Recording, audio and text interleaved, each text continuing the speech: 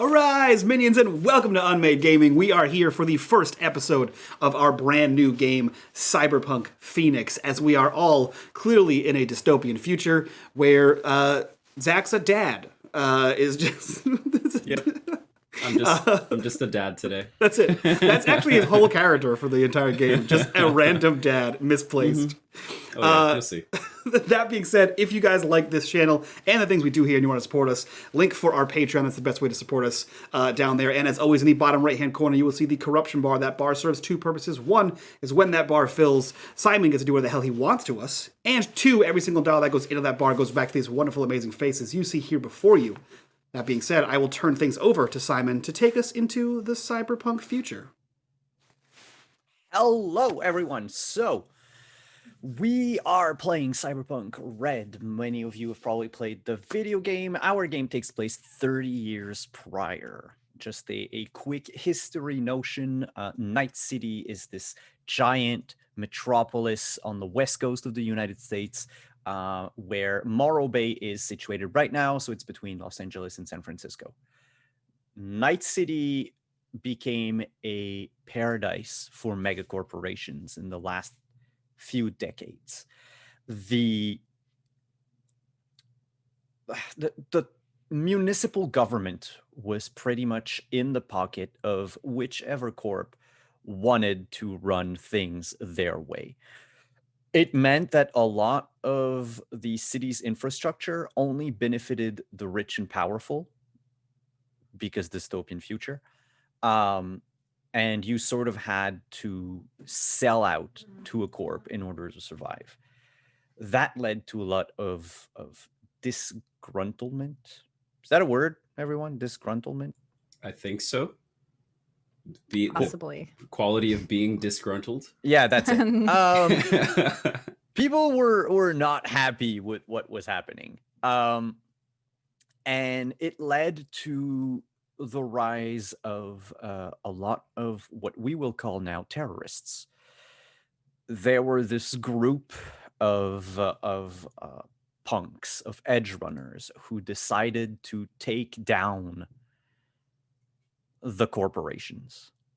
That was during right at I'll say middle of what we call now the fourth corporate war. Picture if companies could go to war with one another using the budget that they have to hire mercenaries on their behalf. And scary. Yes. And physically, assault other companies or other, rival workers.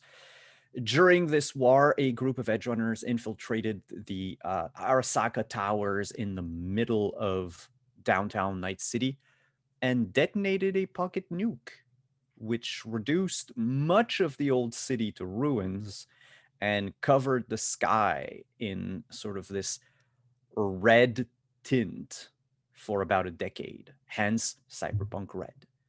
We are 10 years after the time of the Red. The characters that you'll meet today have been born during that time or just prior to those events.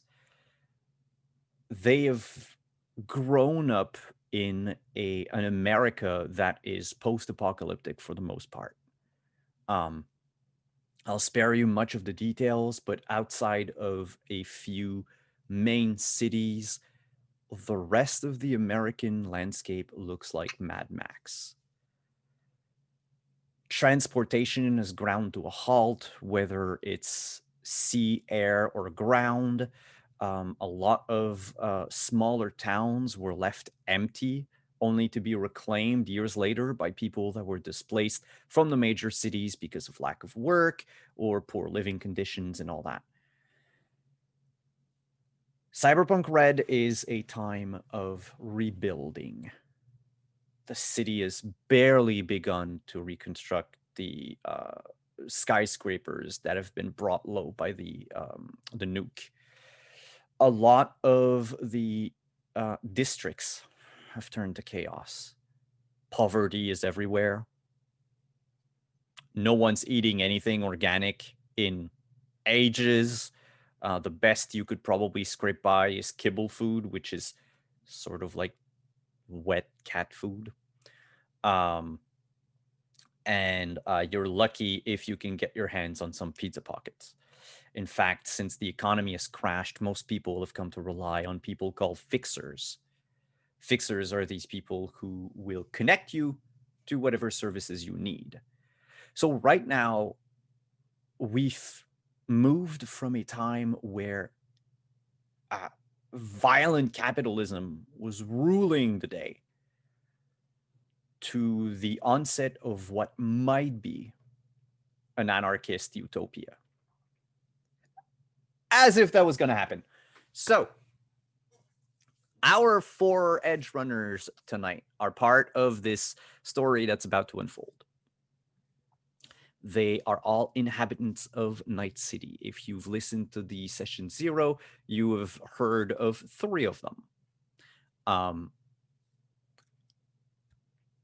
Was I going to say? I was going to say a thing. Yes, they've all sort of met one another in the past or have heard of each other.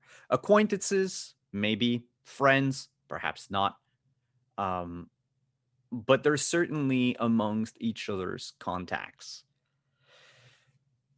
We will dive into Night City tonight and open this show with one of our edge runners. If no one wants to volunteer, I will roll a d4. I will volunteer. Then, by all means. Thanks, Zach. Great. Thanks, man. Zach. Yep. The mic and the camera are yours. So I will request some collaboration, at least to start, and to also, I guess, like set our scene as to where we are in Night City. So I think my character, which will get introduced in just a little bit, is actually from old Japantown, if I'm not mistaken. I don't know too much about that region, so would you be able to like set the external environment of how that would look? Old Japantown used to be the area where all the Arasaka workers used to live. It was close to downtown. It was, I'll say Japanese themed, but a very Americanized version of Japan. Yeah, so Japantown. So Japantown. Yeah. But most of the people that lived there, being Arasaka workers, were at least, if not Asian, were mostly fluent in Japanese. So a lot of the advertisement in old Japantown was all in Japanese, all in katakana and kanjis, or hiragana for whatever little words came from English or whatever. It wasn't all nice and shiny. Most of Japantown was comprised of these big apartment building complexes. We're not talking about the mega buildings from the video game. This comes after. So we're talking about what we in our world would see as, like, think about like the tallest apartment block you've ever seen. And that kind of like that, some 25, 30 stories high, crammed together. A lot of them had like some nice condos at the top for, the management or the middle managers that could afford something a little more luxurious above the constant cloud of pollution. Yeah. Old Japantown was hit hard by the bombs to the point where half of the old district has been reduced to rubble. Now, a lot of people make their lives in little container homes. One of the the busiest place in old Japantown is the Crisis Medical Center. It lies right in the center of Japantown and is probably the only reason why people have hung around this part of town, because Crisis Medical Center does not ask any questions. You come in with whatever type of wounds or illness you've got, and for the right price, they will put you back on your feet. Of course, they're not the trauma team, highly highly efficient sort of help, but it is commonplace in old Japantown to see, I'm going to say, old-timey ambulances, as in 2020 ambulances, you know, rush through the streets with their sirens up, and often something, either a gun or a plow, to move debris away from, or people that would want to hijack those places. And one of the newest thing in old Japantown is the high-rise called the High Court Plaza Hotel, which is a hotel all made of glass. So you can see through every room, through even the elevator shaft, everything. And it was rebuilt using, I'm going to need someone's help here, Art Deco. That was in the 20s, right? Sure. We'll say that. It's Art Deco. Art history. So yeah, Hard. that's what you have. Rubble on the one side, overcrammed hospital on the other, and then the budding new constructions that are bringing people into old Japantown. All right. So you said I could take the mic and take it anywhere I want. I have an idea, so I'll just go right ahead. So in this, as Simon described, this old kind of imbalanced part of Night City, where on one side you have where everything is being restored and built anew, just the beginnings of all these new skyscrapers that are coming into place. The Night City that we come to know and love in 2077 is just starting here, the Arasaka Empire perhaps restarting after the war. And then the other half of this town being this rubble state of people living in slums and gangs fighting. We kind of pass through this area, past a small little squat apartment where some smoke is coming out, either from someone's overheating toaster or maybe a bomb just went off, who knows. Past another kind of dark alleyway where some people are laughing and shouting, and some very suitable cyberpunk red era disco electro music is playing. Past another area, arriving at that large hospital center that apparently is sort of the heart of old Japantown here, where people can rely on to get care if they can manage to pay for it. There's a kind of high fidelity, high tech ambulance maybe that's been built up, and they're shooting out as the NCPD is calling for backup at a certain scene, and it drives off in one direction to the right, and then following to the left into a pretty average, run-of-the-mill, low slum area where in the distance we can hear these gunshots peppering off. And as we float by these different small area homes and people kind of rushing in and closing their doors, we see a small gathering of people surrounding several bodies in a dark alleyway. And these people gathered around these bodies seem to be all sort of the same gang. The gang that my character works very well with, the Piranhas. I don't know if the Piranhas, would they have, I'm imagining, as we're arriving on the scene here and we're seeing perhaps the leader of the Piranhas holding a gun and giving a finishing shot to an enemy gang member on the ground. Do they wear jackets that have like little piranha designs on them? Of course. They wear jackets that have little piranha designs on them. And that's how you know they're the Piranhas, and you know not to fuck with them. So as that leader of the Piranhas finishes off an enemy gang member and the bullet rings out, the cry of one of the Piranha members who had just been injured in this gunfight sounds off. They all rush around and say, all right, we got a guy that's hurt.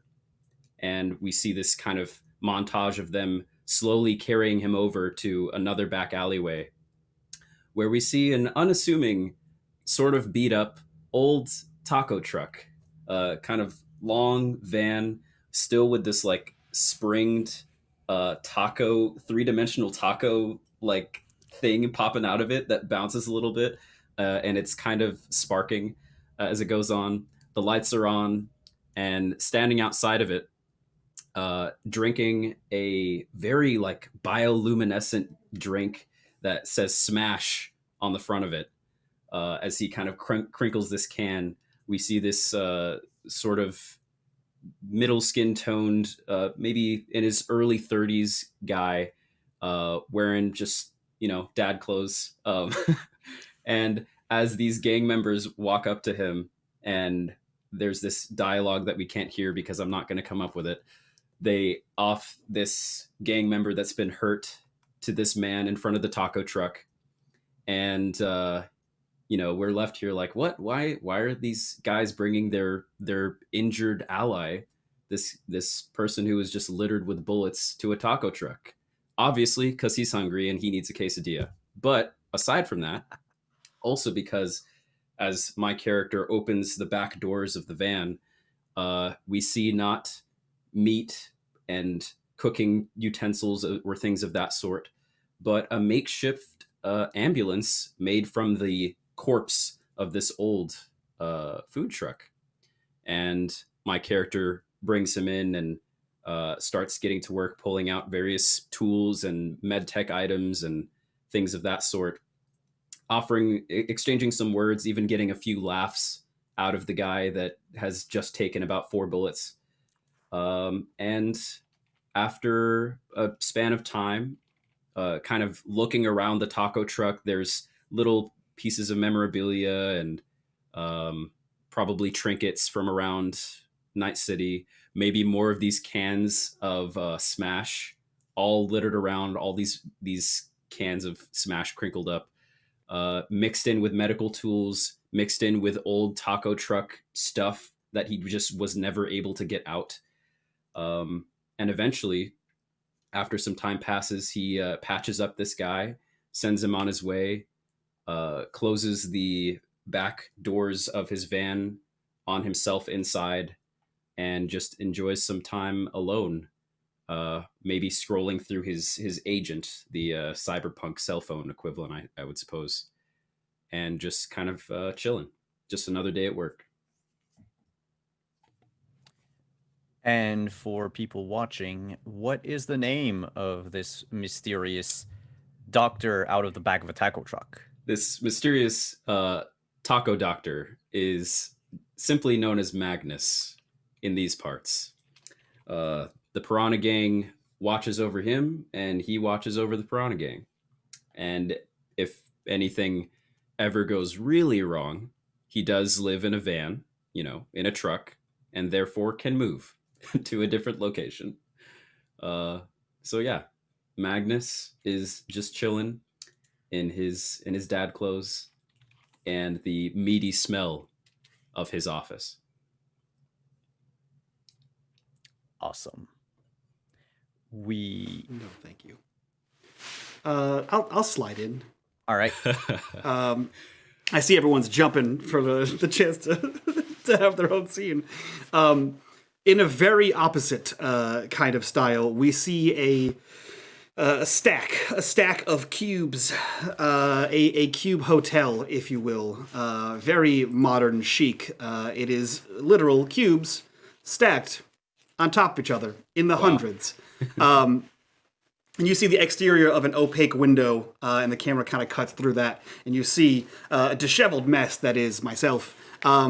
Kind of just sweatpants, lackadaisical, laying down on the thing, and he hits a few buttons, and the screen kind of pops down, and it starts playing mostly ads, because there's not really any news. You just walk outside and it happens around you. So it's mostly ads, a ticker, another ticker on the side. It's like watching the Dow, but for Smash.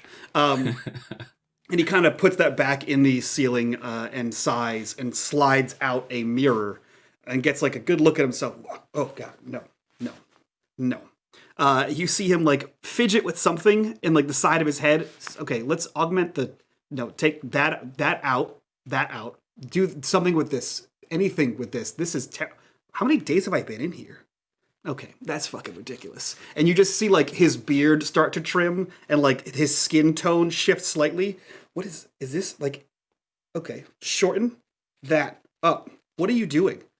Like his hair shortens and changes color, and he seems to look far more presentable without doing anything. I paid so much for this shit. Fucking A. And he like clink, puts that back in there, grabs a pair of pants, a jacket, and slides out and begins getting dressed in the hallway. Because there's no real way to get dressed inside of a cube hotel.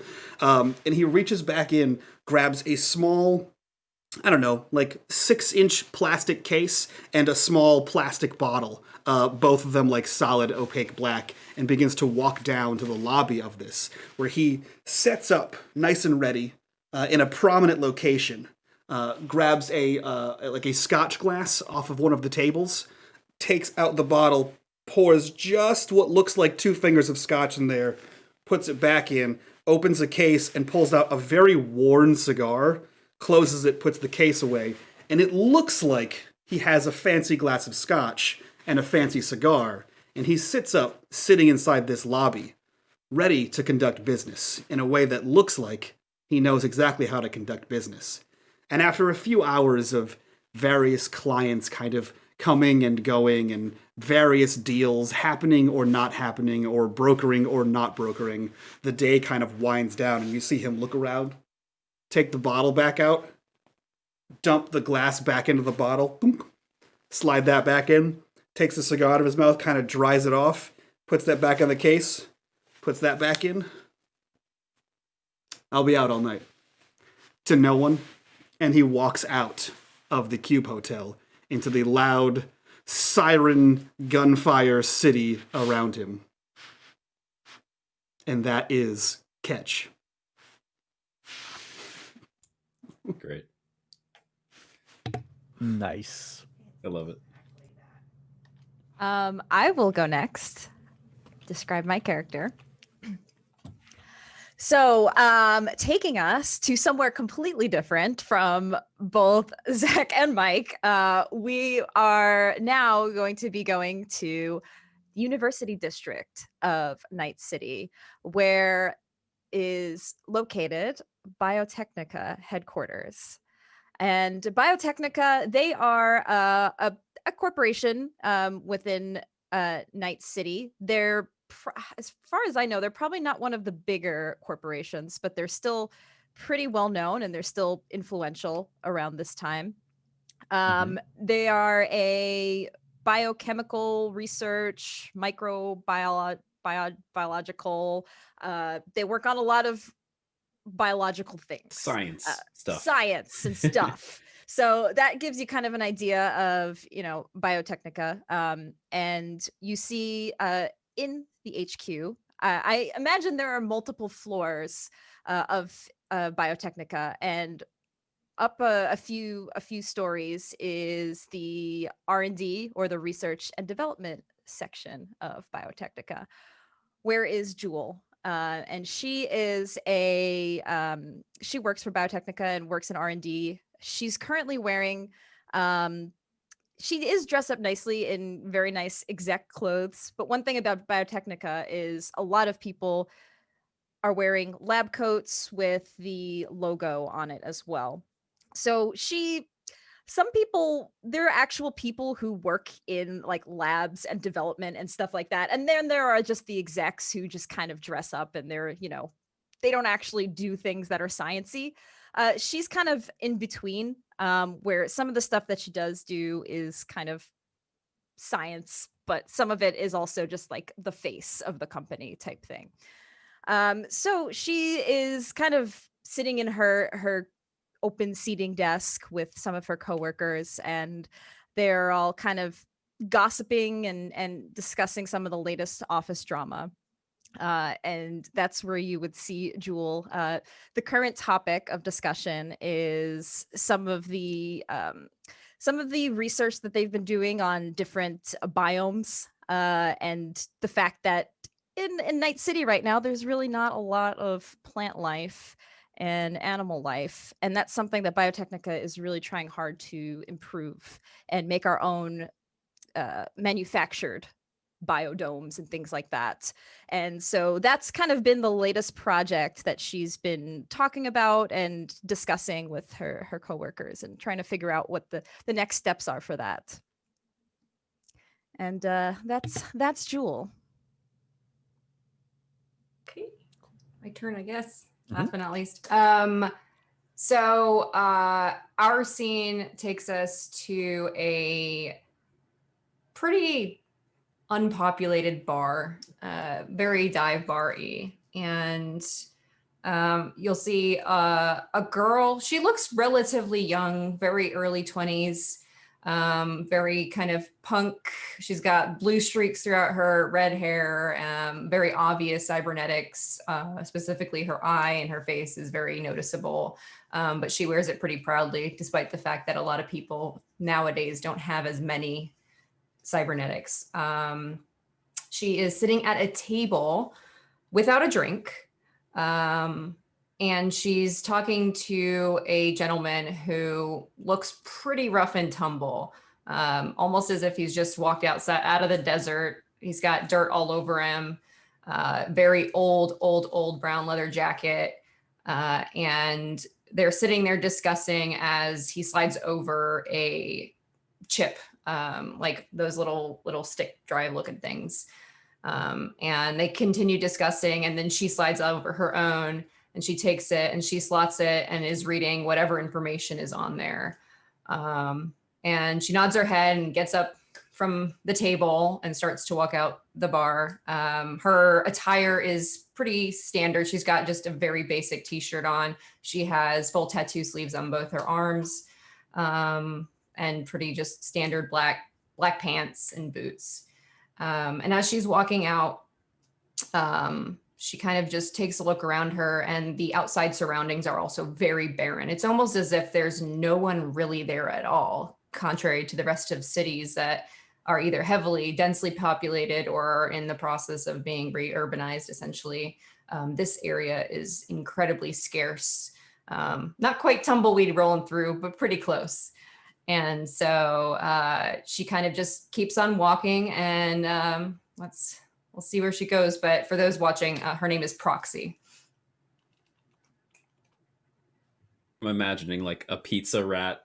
The pizza rat just makes a cameo appearance Yeah. walking by in this place. That's great.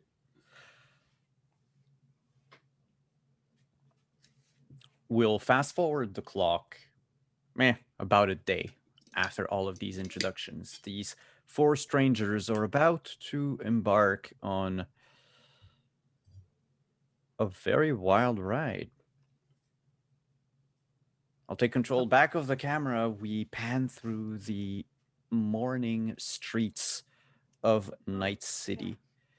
A lone figure walks with difficulty on the sidewalk, trying to avoid people running into them. More often than not, they are bumped into and have to rely on the crutch that they have under their right arm to stabilize themselves. We're looking at an older man. We're talking mid-50s, maybe 60s even, though that would be early 60s. He is dressed in what amounts to rags, really. Almost like this person took anything that they could from out of a dumpster to dress themselves this morning. The colors are clashing, the styles make no sense, but at least they are somewhat covered enough that they're not indecent. They make their way down the street. You can see them from time to time just stop at a corner, look at the street signs, and then wait for a moment as if remembering something and then walking in that direction. The man keeps going until he reaches an abandoned parking lot. And those are rare in Night City. Chances are in a week's time, this parking lot is going to make way to another habitation block of one style or the other. But right now, this small parking lot is currently inhabited by weeds, debris, and a handful of younger individuals dressed in makeshift varsity jackets, all with a patch of a piranha, Yes. 8-bit piranha on it. And at their feet is like this little pyramid of smash cans in boxes. Actually, smash boxes, I should say. Oh no, I'm just grunting in approval. Okay. They are day drinking, despite the fact that it is roughly 8:30 in the morning. And they belch loudly as the man approaches. He like lowers his head a bit as a form of greeting, and says to one of them, I've been told the freshman is here. And they look to each other. You got something to pay? I was hoping I could strike a deal with him, please. I just need to... I need to see him. It's very important to me, please. Definitely it is too early for them to start trouble today. They look at one another. The farthest one, there was one of them peeing at the back of the parking lot. He zips his pants back up, and he was about to unholster a gun, but then just nods and walks a few paces to the center of the parking lot and taps in the air. And each tap makes a clonk, clonk, clonk noise, as he seems to be banging on something metallic. Hey, Magnus. Yes? Yes, someone's banging on your van at 8:30 in the morning. I don't know if Magnus is an early morning person or a night owl, but clearly right now... I would say probably a night owl, if only because I'm guessing a lot of his work has to happen at night when people are shooting each other. As opposed to in the morning. You just don't get gunfights in the morning. Just doesn't happen. Never.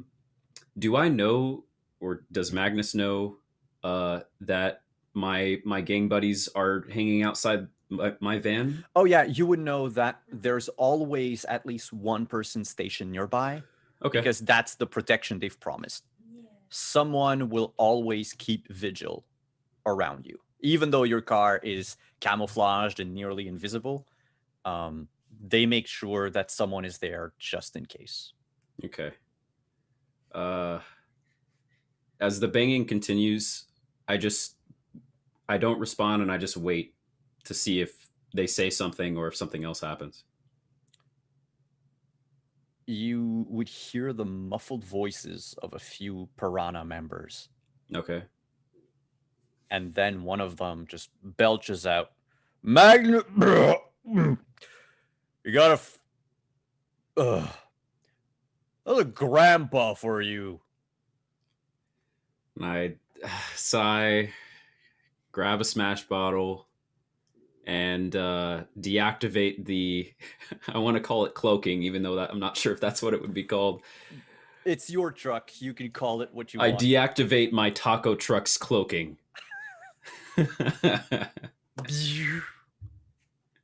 And I open the little window that tacos and other foods used to be served from.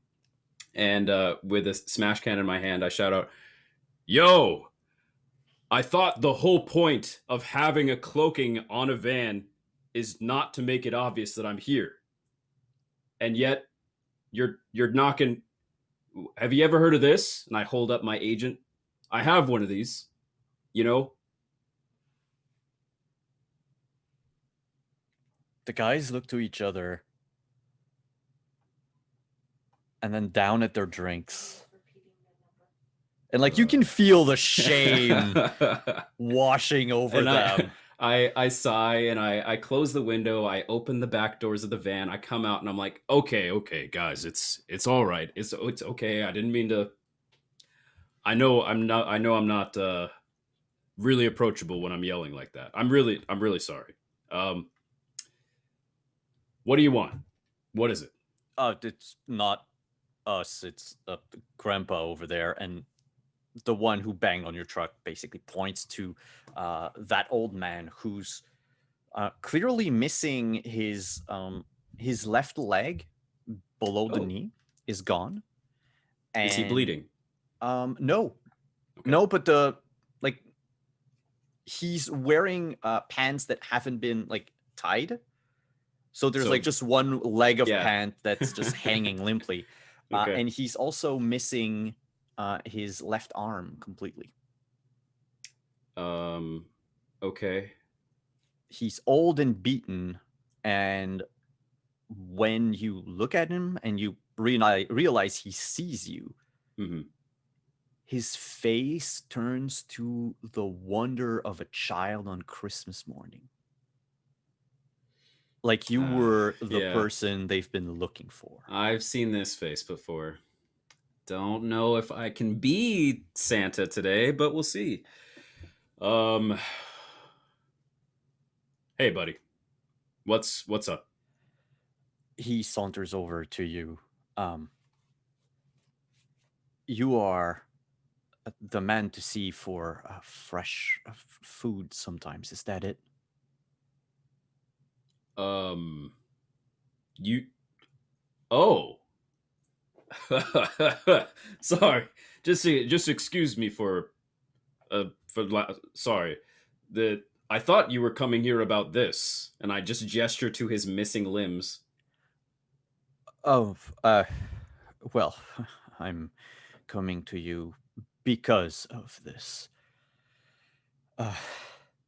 If I could bother you for a small favor, that would mean the world to me. All right, you need to get on inside. Just we're all good, guys.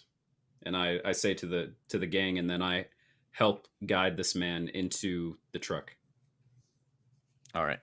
He as you sort of help him into the truck, you realize that putting a hand in his back, his back's pretty muscular, but there are oddly shaped holes along his spine, like a sponge. So, are you saying that I can tell that he has a spine, but the area of muscle around his spine on either side feels spongy? Not that it feels spongy, but imagine if imagine someone took like chunks of skin and muscle out of his back. Mm. Sometimes right where the spine is, sometimes on either side, but Yeah. it's uncomfortable to say the least. Interesting. As I'm like guiding him in and my hand is shifting on his back, does it seem regularly plotted out in a pattern, or is it like Yes. random? Okay. Interesting. All right.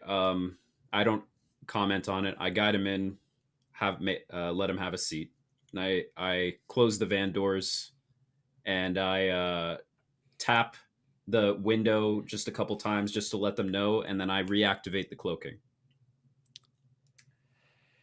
He sits down with a sigh. So I need to know one thing first. Yes. Who told you I have fresh food?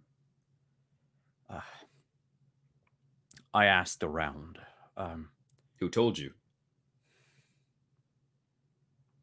A young man on the street. All right, we'll need to talk about that. He didn't want me to give you. Of course, he his didn't. name. Yeah. All I right. know that you try to keep this a secret. It's just I am not long for this world, and I thought I would really like to taste fresh food before I die.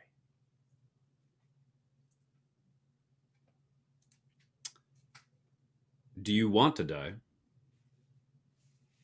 No, but and you see him look at his knee and at his missing arm. It says, I don't have much of a choice. Let me be the determiner of that. Did this random boy on the street not tell you that I'm also a doctor? He did.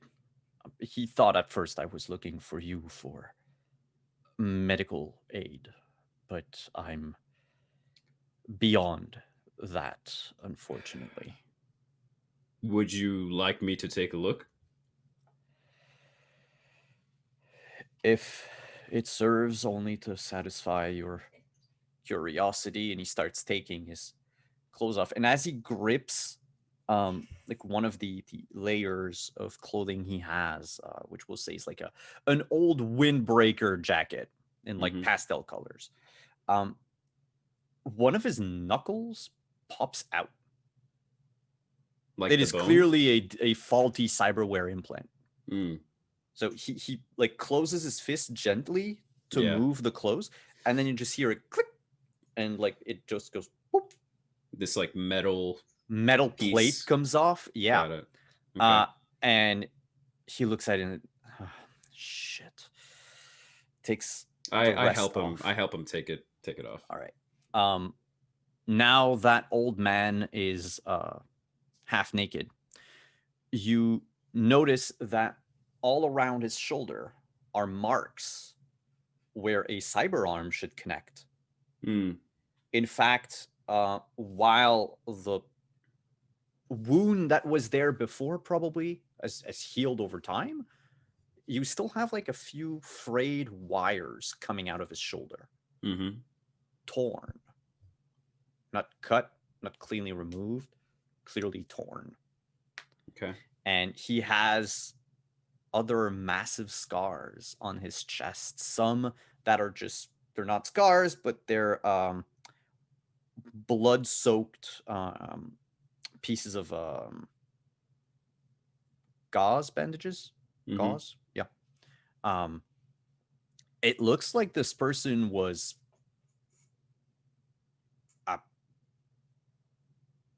harvested. I see. Because it doesn't look to me like none of this happened in combat. No. Interesting. So I can tell that it wasn't as fine work as him getting them removed of his own volition, but it also wasn't, a person walking up and just tearing it off in the middle of a fight. No, it looks more like the work of a very drunk doctor. Yeah. Or someone who didn't really know what they're doing, and they just stripped the person of like all the parts they could find. Yeah, a ripper of some sort. Yeah. And before Magnus speaks, am I able to tell how, if he had the original condition of all this stuff, how high of a grade of cyberware would this have been? And am I able to tell where this guy would have been from or what he used to do? Like, did he used to work for Militech or et cetera, et cetera? Can you make the first roll of our campaign and roll Cybertech? I would love to. Okay. Let me find it.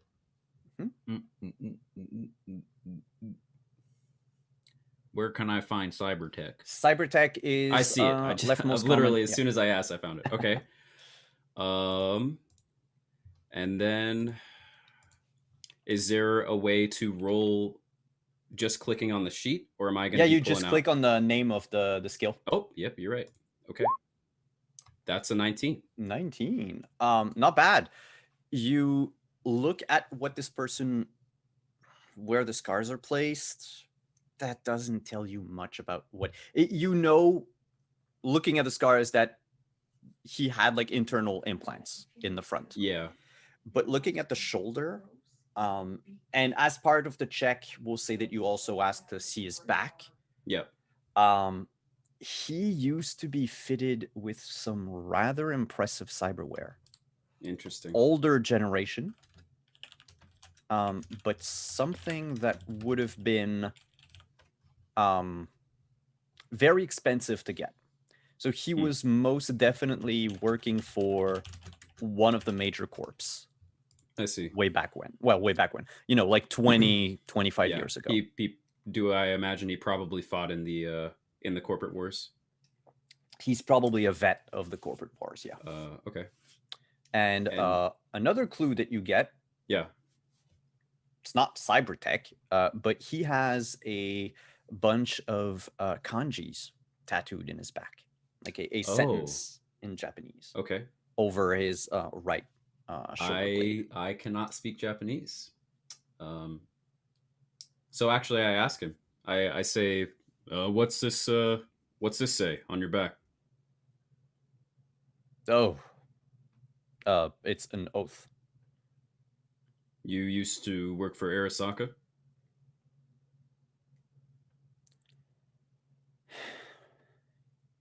Yeah. And that is a used to, right? He looks out like where the window of your truck was earlier, as if looking at the city. I don't see the Arasaka tree anywhere in town anymore. Yeah, you're right. No, I mean there's word going out on the streets. Stuff still goes on. Corpse never really die, you know? That they don't, but they took away my retirement package when the towers fell down. So I don't owe him shit anymore. Used it to probably pay their repairs or some shit. Yeah. Oh, poor guy. They left me to fend for myself with nothing to my name. I would like to try to determine, he says that he's not long for this world. So Yep. I'm assuming that there's something about his condition that is actively killing him. Yep. And I would like to figure out what that is. Somehow. Yeah, we can keep your 19 in cybertech for that. Cool. With the amount of implants that he's missing, you're fairly certain that he's also missing important organs. Oh, so do I see it almost... Does he have scars on his front? And yeah, like I said, on his front, he has scars and like these Okay. like big bandages that are soaked with blood. Now I understand the context of that. Okay. Yeah, and in the And back, then- the holes that you saw Yeah. was a probably like a pain editor implant along his spine. So that now Interesting. he's probably in constant pain. Oh. Yeah, so it was basically anesthesia for the procedure, but then not afterwards. Interesting. Okay. His doctor wasn't nice. All right, man. Name's Magnus, by the way. And I hold out my hand for him to shake. Ken. He holds up Nice his to meet you. Ken Parker. Let me think.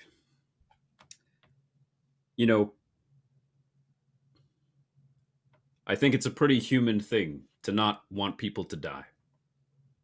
I'm not just saying that as a doctor, is what I'm saying. I can understand you coming here and wanting a nice meal, and I can give that to you either way, but you don't deserve what happened to you. Even if you did, I'd still heal you. That is mighty generous, but So, I have almost... In fact, I have nothing to pay you with. money's not the only currency. Information's useful.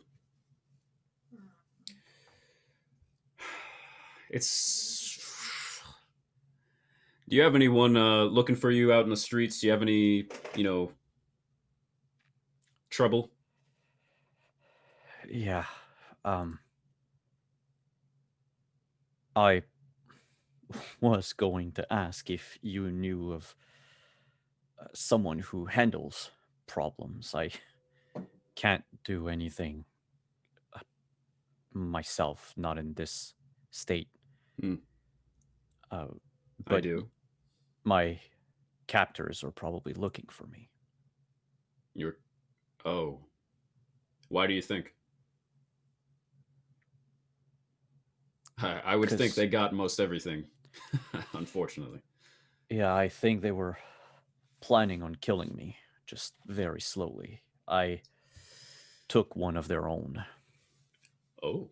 Well, took the life of one of their own.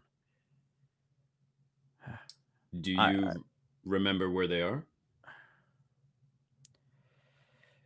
yes, yes, I do. Okay. Um, are you also someone who specializes in inflicting pain? uh, I guess by definition, sure.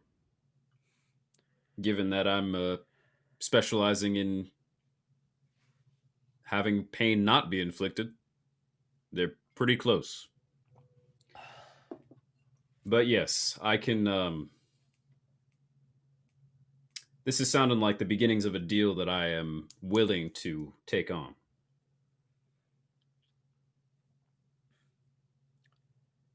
So you're also a fixer. No one would call me that, but I know people. Not as many people as an actual fixer knows, but I know people. I know a fixer, Oh, I oh, think. good. Maybe I don't. Actually, I don't know about that anymore. Maybe I do. You know, son, Smash isn't that good for the brain in the long run. I. It's not the smash. It's never the smash. Look, That's what they all say. um. So it sounds to me like I'm going to help you find a way to get these guys off your back and possibly get you your back, and your arm and your leg. And in exchange, well, we'll see. You managed to take down one of your captors and they were operating on you. So you got to be good for something in this city. I'm not for hired anymore. I turned a Hmm. new page. I'm a grocer by trade for the last decade. And you were walking around grocery stores with that arm? I mean, I can't see the whole thing, but that was some high grade stuff. Yeah, came at a high price. Paid for yourself? With years of servitude and deeds I would rather not remember. Hmm. All right. Well, here's how my system works.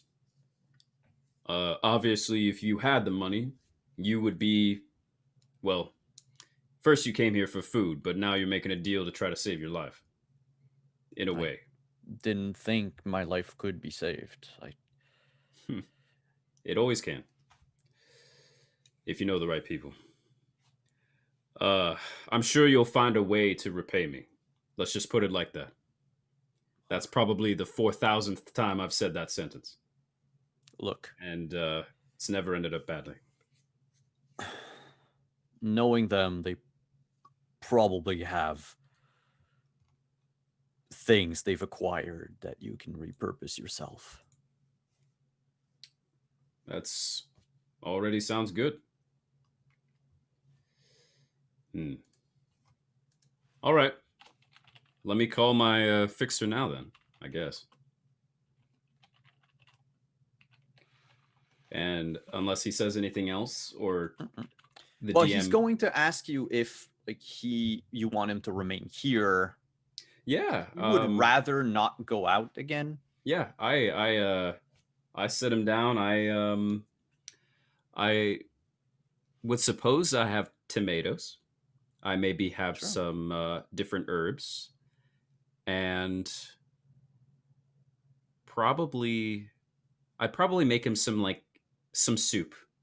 I think some nice vegetable soup. Not the biggest portion. You know, I'm not serving him a full course meal here, but I just give him a nice soup that has all of the fresh ingredients that he desired. And while he's sipping on that, I pull out my agent, and assuming I can do this, I'm going to give Ketch a call. You definitely can. Okay. Ring, ring. That's what it actually says inside of his head. It says ring, rings. Ring, ring. With a very deadpan voice. Yeah. Just ring, ring. Ring, ring. Ring, ring. Yeah, what's up? Never mind. You... All right, click. God fucking damn it. And I look over at Ken, and he might look up at me right as I say that, and I'm like, don't worry, nope, just business as usual. He's a bit of a joker. I ring him up again. Yo, what's up? I got a job. I know it's been a bit. That's great. I have a job that I would like for us to work on together. Oh, you're bringing me a job. You're bringing me a job. Okay. Yeah. I just thought you would stop living on the streets, man. I was proud of you. That's good for you. But you thought, are we in terms where I'm going to call you now and tell you about my day? I had a nice, Listen, man, you can call me whenever you want. Nice meal this morning. What'd you have? Not going to tell you. Well, that's like rude. You tell me I had a good meal. Like I had. Yeah. Well, it doesn't really matter. It's made its way out, but. I mean, as long as everything comes out, right? Yeah. Well, some people. Anyway. Oh yeah, you got a job. What are you doing? I have a guy here, and he's been ripped up for parts. The body disposal. That's not. I mean, I could figure it out. No. Still alive. I'm a doctor, Ketch. Even though it's actually, I can't claim any ownership. I have not operated on him whatsoever. But he's still alive. He's missing an arm and a leg, literally. But he's here. And he says he knows where the rippers that did this to him are. And if we can help him kind of, get rid of that, we can salvage what's left. If that's what sounds good to you. I'm in it for other reasons, but... Yeah. So you need to get hooked up with a crew to kill a bunch of people? Is that what it sounds like? Yeah, that's what people call you for, right? Yeah, great. You know what? Do me a favor. Are you in your van? Travel truck? Maybe. Cool. Can you just reach your phone out the window?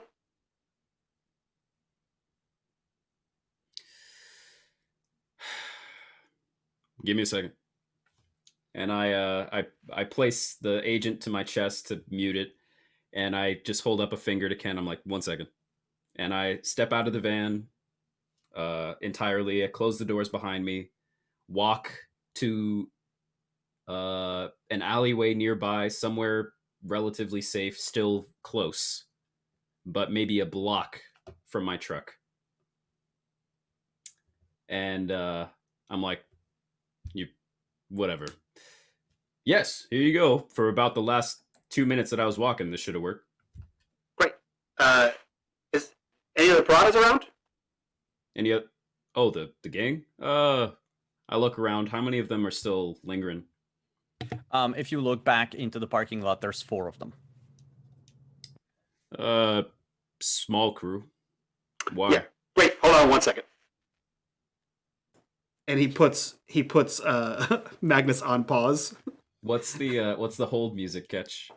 Oh God, it's elevator music. It's Girl from Ipanema, right? Okay. I keep my ear to the line just so I can hear the music. Yeah. You see Ketch like going through an internal Rolodex, and he like he like taps one of them, and you would see the camera looking at Ketch or looking at Magnus, kind of bobbing his head, and then one of the 4 piranhas picks up their agent. Yeah, who's that? Hey, this is Ketch. This is Fixer. I got a fix. You looking for a job?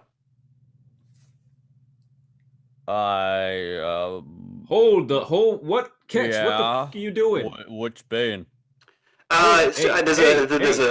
Rick, stop talking to this guy. Catch, what are you doing? Is that ignore him? There's a doctor. You might know him, but he's got a job. I walk over to the piranha guy, and I grab the phone from his hand.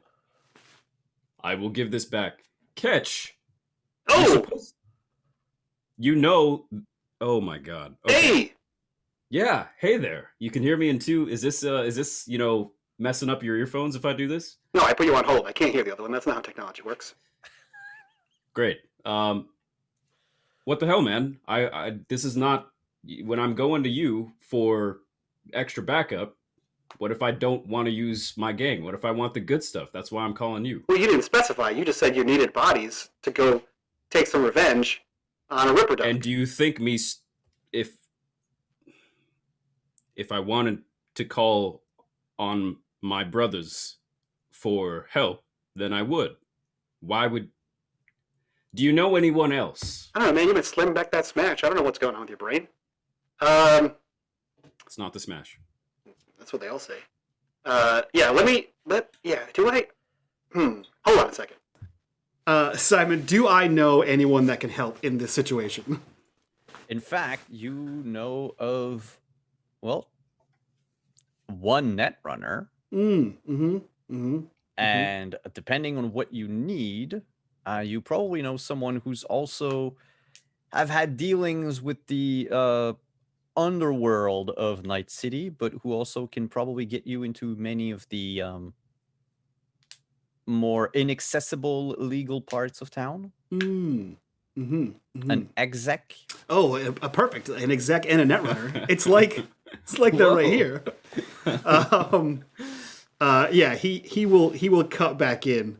All right, so give me some details here. You got a guy, he's missing his parts. A lot of them. You want to take some revenge. Is this like a stick 'em up, shoot 'em up kind of thing, or is this like a? Okay. I guess I owe you that. Give me another second. I hand the piranha's phone agent back to him. Sorry about that. Just ignore him. If the job he was about to offer you, I might offer you myself. So just you're good. Go back to doing what you're doing, Rick. Go back in the van, and I put my agent down between me and Ken as he's finishing up his soup. And if I can, I'd like to put it on speaker, if that's a thing we can do. Yes. Anything that a modern smartphone can do, okay, this one can do, but better. Girl of Ipanema just you starts can do, playing I on can do. speaker. I'm like, all right, this isn't just me playing some music for you. Wait, Oh, why did shit, why did he put me on hold? Hey, Yep, I'm here. and so is my guy. You better listen up to this. Hey, Ken, we're setting it up. Can you explain what this whole ordeal was like and who we're up against? That your fixer on the phone? It is. Oh, okay. Hi. My name's Ken Parker. Can't park anymore, huh? What? He hangs up the phone. I deserve that. He looks to Magnus and says, "This a rookie?" Practically, yeah. I think he's just he's kind of feeling his way out, and the way he does it is by being whatever. All right. Yeah, to each their own. All right, put him back on. Oh fuck. I share a moment of silence with Ken, just looking over at him, despite what he's gone through and everything. A large modicum of respect instantly formed for this guy. I call back Ketch. Yeah. Please, Ken. All right. I've been the victim of multiple crimes. Let's put it that way. But the one that interests me the most is, well, I was kidnapped and harvested. I need someone to enact revenge. It's basically all I want at this point. Uh-huh. Magnus, or Dr. Magnus here, says that he can maybe put me back together, but main objective here would be to make sure that these people are no longer a problem to myself or what's left of my neighbors. Tell us about these people, if you can. Oh, yeah. Ever heard of the Maelstrom? I don't know, Simon. Have I ever heard of the Maelstrom? You can make a local expert check. Perfect. I'm a local expert. I will also. It will be a DV14. Yeah, I'm also. Okay, there it is. 15. 9. 15.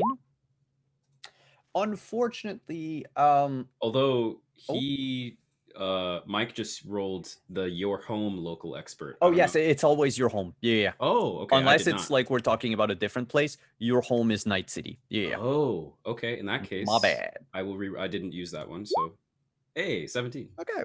So yeah, you both know about the Maelstrom. Old they used to be called the Metal Warriors a few years ago. But they've changed as they were practically wiped out by another gang like overnight about 15 years ago. And so they took on a batch of violent newcomers and decided to go to war. Not just rebrand, like a suicide assault on the gang that almost wiped them out. Go out with a bang type of thing. Yeah, okay. But they survived. Mm-hmm. So they decided to set their sights on another one. And another one. And and over time they changed from this group of Mad Max like warriors. Like think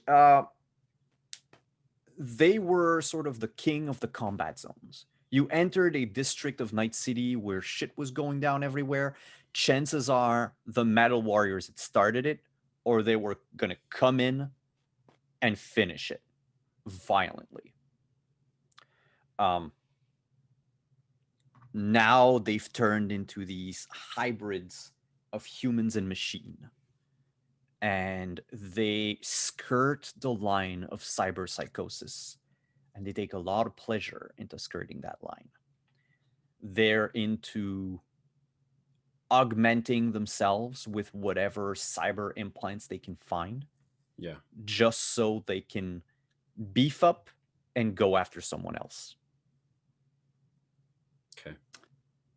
So already it's clicking why these people would harvest parts from a veteran that has really expensive parts. Yeah. Uh-huh. And how did you run afoul of the Maelstrom? They were running a protection racket. See, I live in, where's my map? Where's my map? I haven't heard of that district. I don't know what that place is either. More importantly, why did you have a bunch of cyber in you? Yes. No. Why? Did you? Why? And he looks to Magnus out of the corner of his eye. In a previous life, I was an Arasaka ninja. Oh. Oh, So, like, how high up are we talking? Who did you work for? I think these are questions that we should probably wait to answer after we solve this, right? I mean, on a scale of 1 to 10, 10 being the top of the tower, where were you around? I think there were more than 10 floors, Ketch. Shut up. Shut up, Magnus. I was not working for the Arasaka family directly. So, like a 5? You could say a 5. I would have maybe thought of myself a little higher back then, but after what happened, I'm probably a 3 at best. But you worked there for a while? I had to. And you knew some stuff about some things? Yes. Alright, great. I'll call you back. Boop. And the line goes dead. I should really find other fixers. I need new friends. He immediately scrolls through the thing and he scrolls through and stops, and you just see Jewel ? Exec ? And then he's it's noon. And he keeps going. Ding. And he calls up, Hey, Proxy? Yep, that's her. What's going on? You doing anything? I'm always doing something. What do you need? So I got a job. You know Taco Doc? He has a job that involves an ex-Arasaka ninja and, Corpo? I don't know. no, ex. And he's Like he decommissioned. defected? I mean, he's definitely defective. Yeah. Okay. And That's kind of messed up to say. Like cyberpsychosis kind of messed up? Like what's going on? like, what do you call it when you have all your cyberware removed from you? He didn't rip? Yeah, Oh. a lot of it, like He's alive? 50%-ish. I mean, the doc says so. Okay. So, I mean, So what do you need me for? Can't really put him back together. no, that's going to be his job. But the people who ripped him, they have a lot of Who was it?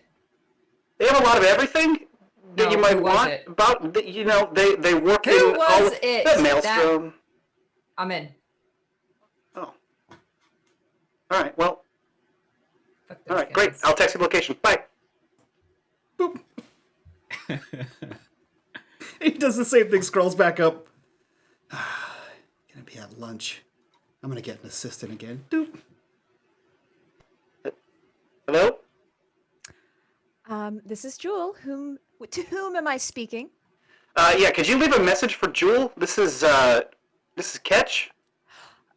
I don't have. And you see Jewel. She doesn't have an agent that she holds. It's an internal agent. So she's like, you would only be getting me. I recently got some upgrades. So hi. Just give me one moment. Sorry. Yep. I'm gonna be stepping out. And so you kind of hear shuffling, and a few minutes you get into the elevator. Ketch, I told you Yeah. Hey. not to call me during work hours. Why are we whispering? I gotta get outside. Just give me a moment. I'm not supposed to be having these kinds of calls during work hours. Right. Can't take personal calls. I get it. Right. Personal calls. Sorry, I didn't have your number saved, and if I would have known, I would have just let it go to voicemail. Come on. So it's okay when you call me, but when I call you, it's just not acceptable? That's how it works. Yes. That's fucked. Okay, well, I mean, I'm glad I know now. Delete Jewel ? From my phone. Anyway, so what's the problem? Are you calling me for a specific reason? Yes, I have a job that might involve information from a defective ninja from Arasaka. Oh, okay. Mid-level, might know some secrets, could be beneficial. Okay. Arasaka. Oof. Right? See? Oof. All right. I want to add that number to your phone. Okay. I can probably help this ex Arasaka agent. Just all right. Just give me a place to meet. Let's meet and discuss business first. Yeah. Maybe I can write this off as a work expense, work activity or something. Let's meet up first. Yeah, got it. I'll text your location. You can pay. Bye. Oh. Okay. She just shakes her head as as you hang up. We have how many weeks of Catch hanging up on us on our calls? If you're all in person, he can't hang up on you. Listen, he's excited and friendly. He's just trying to make things happen. Oh, no, it's good. So, Simon, where is a centrally located? Like, if Ketch knows vaguely where people stay, I assume Proxy being the most rogue of everyone living in the internet. But where is the most like central location that someone like Jewel would eat at, but still not be recognized at? Okay, so we're going to avoid like all the dive bars of the regular. Yes. Yeah. Okay. And I figured you don't want a place that's too upscale either. Yeah. Because that's just not going to work well for everyone. I would say if you look at maybe the it's out of city center, but the Watson development. Okay. So it's north of Night City. Okay. It is a brand new suburb of the city. It's got a few, what is it, number 22 to 26. Yeah, I see it. Yeah. Yeah, so it's got like a little bit of everything in the sense that they're sort of trying to build like a mini city next to the city. So you're going to have a wide variety of restaurants, of bars. Of course, the farther north you go, the less upscale things are. So the most upscale part of the Watson development would be, if you look on the map, that like diagonal street that's completely to the west near the water line. That would be your upscale part of town. Okay. And then the more north east you go, the more middle class you get. And then in the north near the military base, you're very much in a lower class neighborhood. So you could probably aim for something in between if you wanted. Yeah, something in the middle class area, but like off the main strip. And then he will just send that message out to all three of them. But whatever the message says has the address and too many exclamation points. And then the big grin face and this thing. Everyone gets an identical message because he copied and pasted it in his head. Proxy responds with the poop emoji. Perfect. Is this Roxy like a gets group it. text, or was this sent individually? No, it was sent individually. Okay. He's friendly, not annoying. All right. Yeah, the restaurant is a it's a not a rebrand, but there used to be this very nice Mexican restaurant in downtown Night City. Unfortunately, it blew up, when the nuke went off. So it was rebuilt north of the city center, and they have like a few chains here and there. The place used to be called Guevara's, and now it's called Che Che. Okay.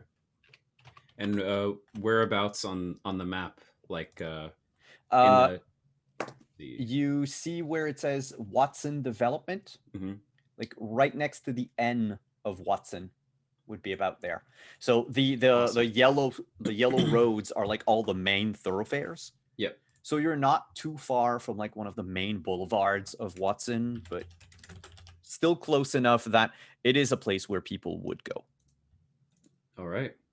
And you said that this Watson development is one of the newer parts of Night City. Yep. Has it started being built after the nuke? Yes. Okay.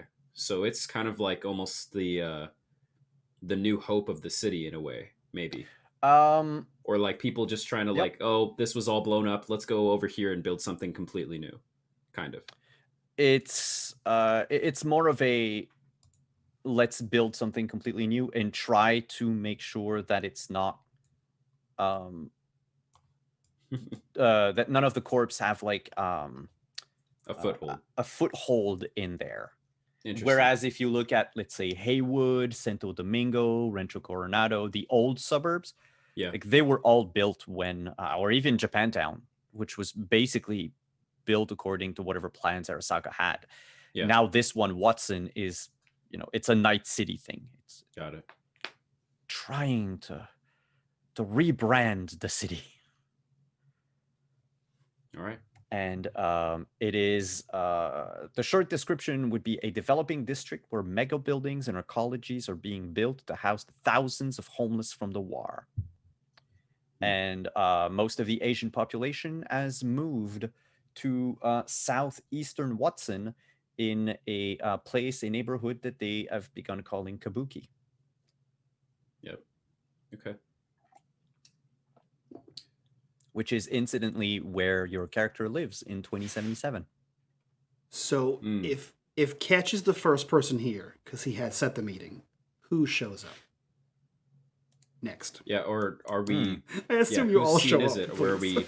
Proxy gets there. If as soon as the text message gets to her, she goes. So I don't know how far away. Yeah. She might even arrive before Ketch, depending on how long he takes to actually get there. Sure, he does move at a casual pace. Well, what kind of place did you live in, Proxy? She's like staying in a room.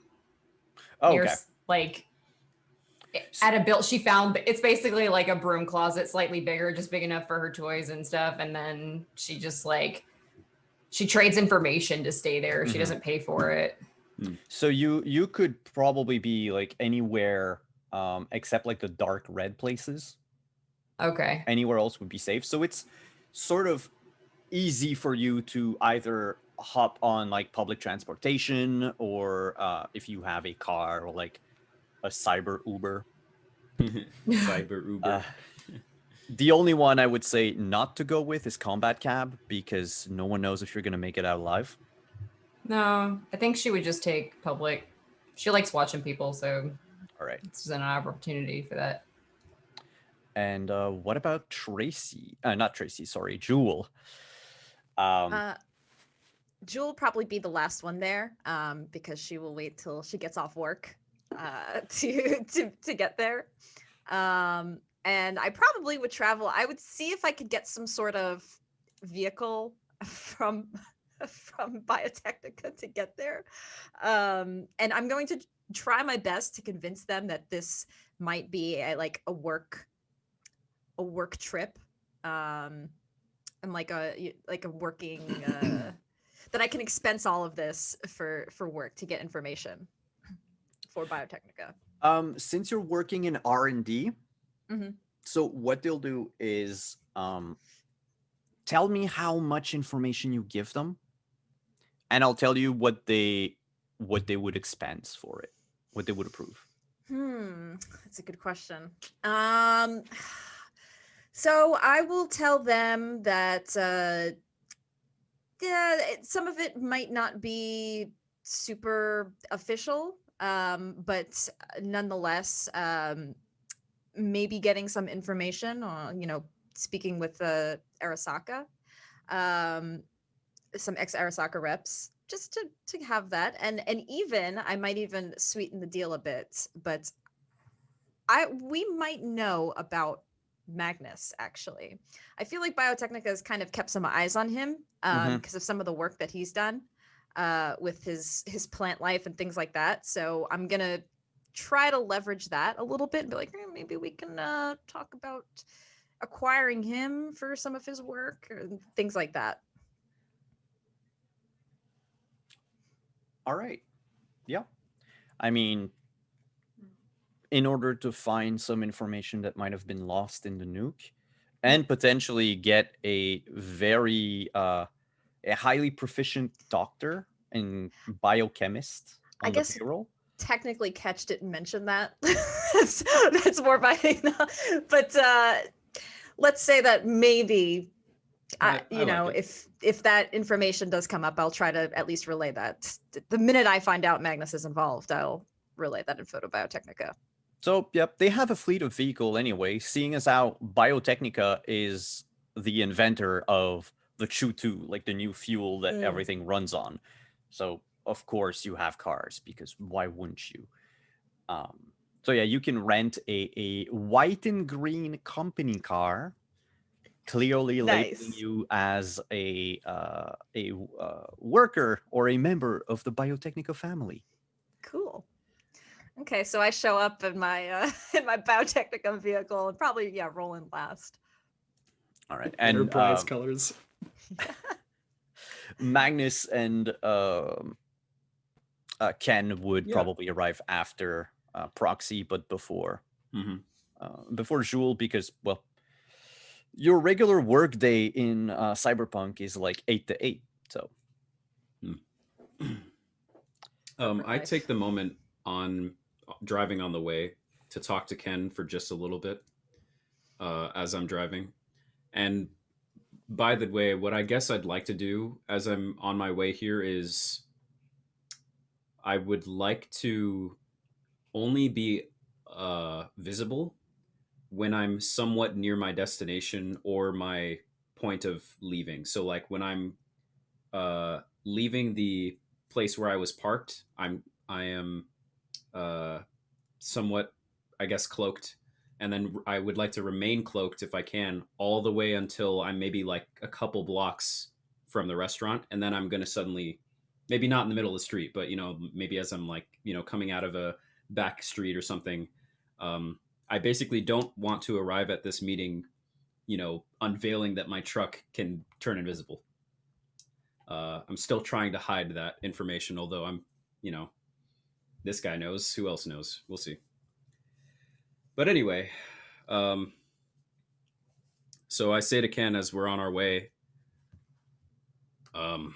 he's got a lot of people involved now. I mean, this is a big gig. It's worth it. Just I know you were just in here for your last meal and so on, your last supper. But if we come out of this alive, not only are you going to get the revenge you were so much after, but I can heal you, like I said. But they're also probably going to sap you for some information. Kindly, because I know them, and they're not going to do it unkindly. But is that something you're prepared for? I know you're trying to put those days behind you. I don't owe Arasaka any loyalty anymore. I mean, I figured that I was a tool that they would use, but even a mechanic takes care of his tools. They just ghosted me the moment that shit went down in Night City.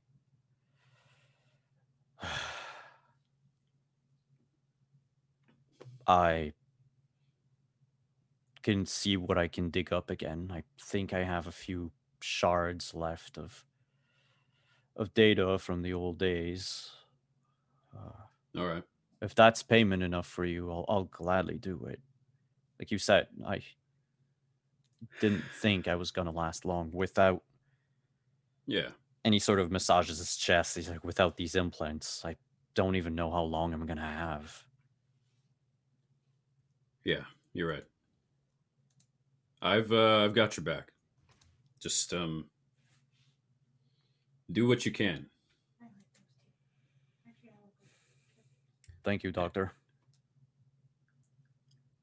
And a couple blocks away from our restaurant, go to a back street to uncloak in, and then allow the rickety, benign, innocent nature of my little taco truck in the spring and the 3D taco on the top to make it seem like I'm just, don't have any cool stuff. And I pull up. All right. We'll fast forward until everyone is there because, yes, Ken would probably repeat himself like over time, talking about, because I'm pretty sure everyone has questions. But for the sake of our audience, we'll just pool everything together. I will say that when Magnus arrives, there's already food and drinks. Oh, nice. On this thing, because he's ordered ahead, knowing that Jewel has it covered. So he makes sure, and as soon as he walks in, he's like, "Hey, T, we got a spread." And then, by all means, I would fast forward. All right. So yes, Chez Che being, of course, a Mexican restaurant, you have like platters of tacos, which I don't know how Magnus feels about that. Sick of them. They're very judgy. But yes. Like, Magnus, you can make other food in the taco truck. You don't have to just keep making tacos.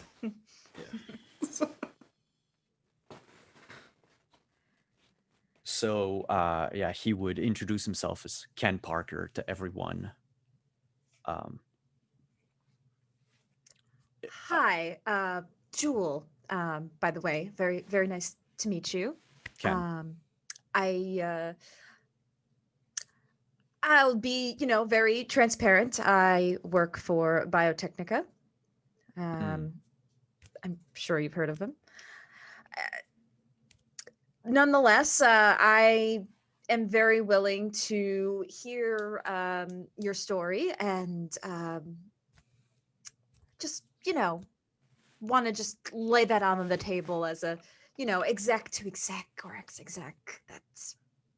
Oh. Doesn't look like an exec to me. My battlefield wasn't in the boardrooms. I want to know what place we're going for because I got some prep work to do. Yes. It's an old Ripper Duck clinic. It's in South Night City. It's near the shit, I had the name. The Slammer. Slammer is a very I'm speaking out of game. You would know of this place, number 35 on the map. It's a very violent bar. The kind of place that's frequented by booster gangs and people who have a fight to pick with someone. The NCPD will never show up there, and none of the gangs have staked a claim into this place. So it's neutral territory, but it's most likely, if you want someone to disappear forever, you send them to the Slammer, and someone there will take care of them. But yeah, it's near the Slammer, he says. Old place used to belong to... what's the name of it? The Doc Savage. Would any of us know that name? You can try a local expert, or you as a netrunner could try library search. I didn't actually do anything in that skill. No, but it's up to you. You can use either or. Library search would mean something that you've stumbled upon on the net. Oh. Otherwise, it's just your general knowledge of Night City and its history. Okay, I'll do the local expert. Yeah. Just to see. Did I click that? You know what, Simon? I'm gonna do some library search. 18? Sure. 18. Yeah. Yes, you've heard of him. Okay. What would I know about him? And Ketch would also know about him. So his real name was actually Savage Doc, and not Doc Savage, but whatever. He disappeared in 2033 at the age of 53. He was a Japanese immigrant in Night City and a prominent cyber specialist. He worked, or so legend has it, 24/7. Like whenever you needed him, you took an appointment, like it's as if he was always free, always available. Interesting. Back in the 2020s, his clinic was very popular to the point where there's a lot of like pale imitations of Savage Duck that opened, which is probably why Ken, mistook it for a Doc Savage. That's probably like the off-brand Savage Doc. But yeah, even the off-branded ones still had a certain standard to respect, because otherwise no one would take them seriously. And Savage himself never ever tried to foreclose these buildings or to go after whoever was trying to use his name. So sort of a well-meaning person, even though he was firmly entrenched with the Yakuza families of Night City. She kind of Proxy looks at Ken. Okay, so we're talking like entrances, exits. Do you remember street access, back access, roof access? What do we got?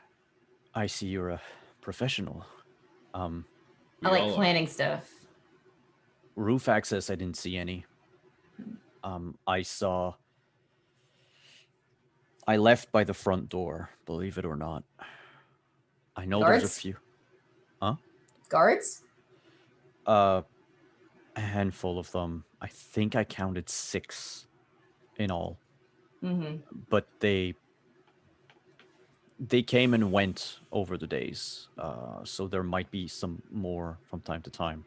They do have, and he looks to everyone, they have drones. They're watching. I can take care of the drones. That's not a big deal. Do they have a netrunner? Do you know? I don't know if they have a netrunner on site, but there were cameras, and cameras are good. I remember a computer system because they were. I think they were filling out orders. Oh. How far into said facility was this computer system? It was right next to where they put me under. A memory's fuzzy, but I think it's the first, or was it the second, door on your left. After you've... Yeah, I think I passed by a door to my right before I ended up in the lobby. It's just one story. I don't know if there's a roof access. There's got to be another exit because this place was a clinic, so it should be built to code. So how big would you say the facility is?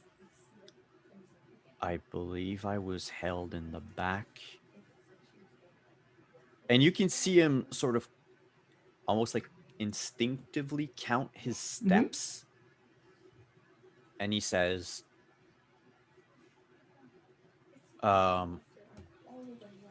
48 steps to the door. Okay. That's not too bad. I could probably get the blueprints of it somewhere. You said it was made. What? You can do that? Yeah. He said it was to code. Go look it up.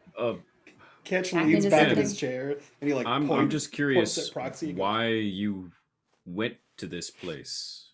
So am I to understand that the narrative was you went to go get some help and then they gave you the opposite of help? Oh no, they took me from my home and brought me there.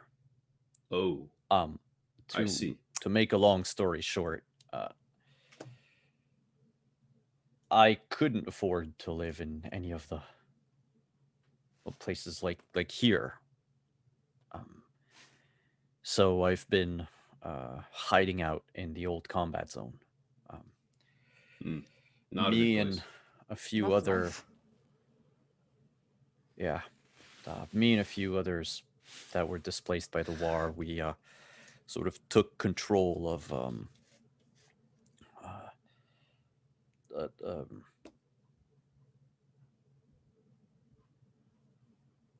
triplex. Is that a triplex? Yeah, a triplex.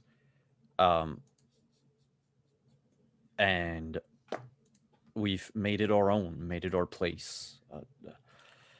I sort of acted as security, even though I don't like to do so, but things were okay. We had to pay money to whoever gang was in control of the neighborhood. But that wasn't so hard until the maelstrom came. Yeah, they're dicks. That's okay. Yeah. At first I thought that if we placated them, they would respect us, keep their distance, much like the others did.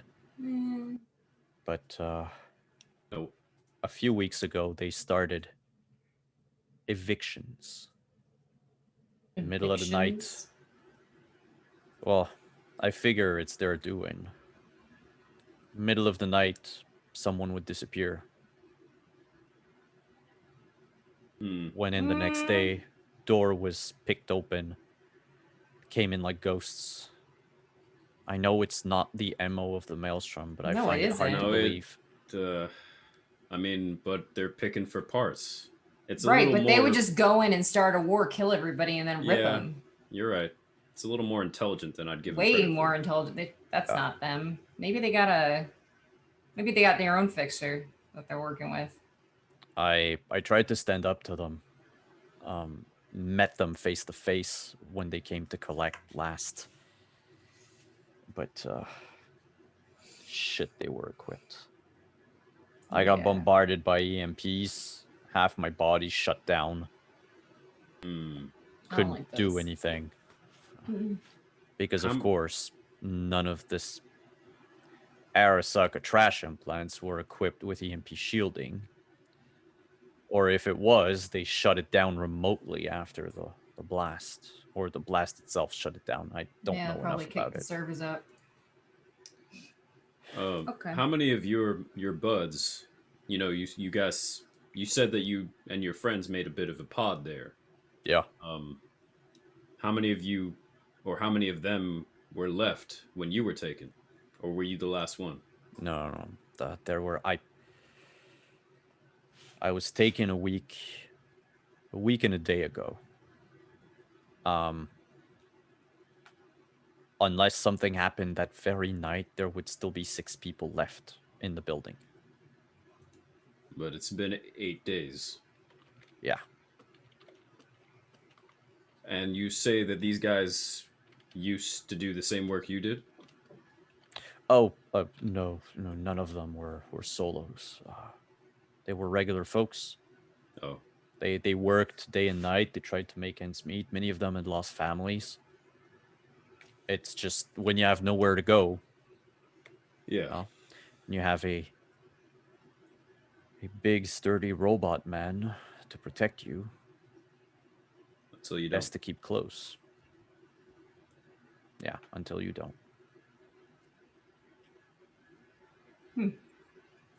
So, maybe just a quick summary then of what exactly we're dealing with here. You said Maelstrom.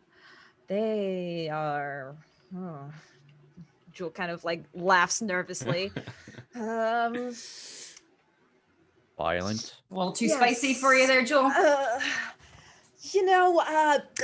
Catch, when you gave me a call for this job, you didn't exactly start with that we'd be dealing with a gang. Look, I don't do well with your gangs. I just don't. I don't think anybody does. Just saying. So to be fair, you But- didn't ask. Okay, hold on though. But you can get us like some equipment, right? Well- I probably can, Because that would be helpful. depending on what we need. Probably need a distraction of some kind, depending on who's situated inside. But I need the cameras to figure out what our situation looks like. Mm. And I need Miss- somebody to watch my ass. Miss, Sorry. No, that's okay. Miss Jewel, is it? Yes. When they were ripping me apart, I saw that they were entering all my parts in a computer system. Either they're selling, reselling, or they're supplying someone. I wouldn't be surprised. You said you worked for Biotechnica? That's correct. Would your company know anything about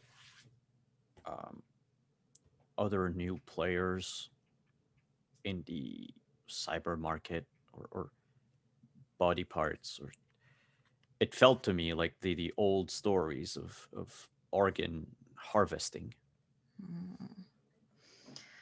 Well, that might be right up our alley, as we do deal in a lot of different parts of biology, including organs and things like that. We may be able to get a lead on that. I can make some calls at least. Whoa.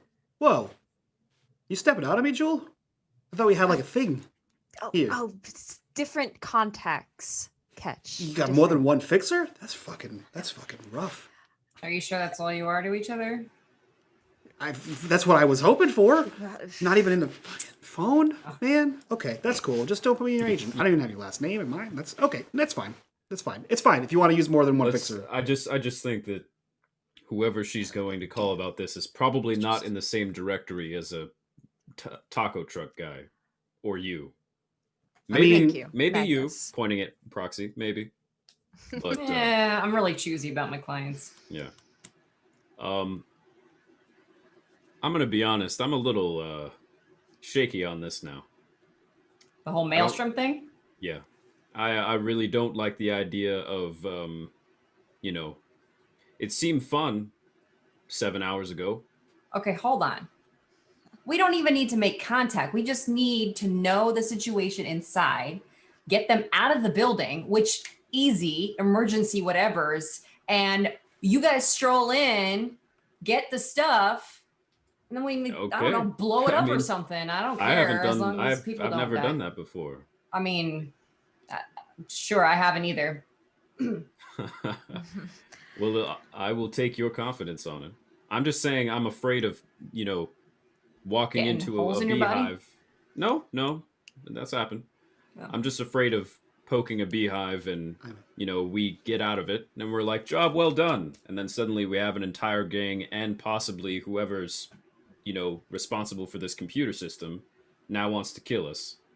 Well, remember, Maelstrom's kind of obsessed with augmentation. So Netrunner, augmentations, kaboom. So what are you saying? I'm saying that I can cause a little bit of chaos. If you can get us or whoever's going in without them knowing who did this. Oh yeah, that's easy. I'm in. Yeah, no, Right. that's fine.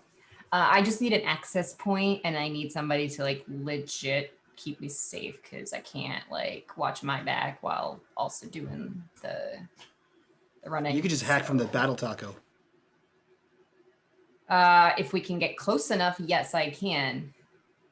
But I still need an access point, which is why I said roof, because high up vantage point, a little bit safer. There might be able to.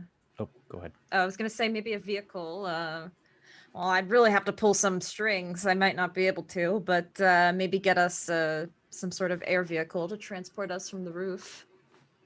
It's true. I just need to be within I don't know, street distance. from an access point. Well, I don't know too much about networks or any of that stuff, but isn't, because of the bomb and everything, isn't everything kind of local? Wouldn't you need to port right into the building? Not necessarily. I Hmm. need an access point that connects directly, is linked to the camera system. So I guess we would need to figure out where everything is and use that particular access point. Yeah, to out of game answer your question very quickly, Zach. You, as long as you have an access into like the LAN of the place, the local network of the place, you're good. The thing is you have to be within a certain distance, which is like, across the street is the maximum that you can be out of. Now, so it's like Wi-Fi.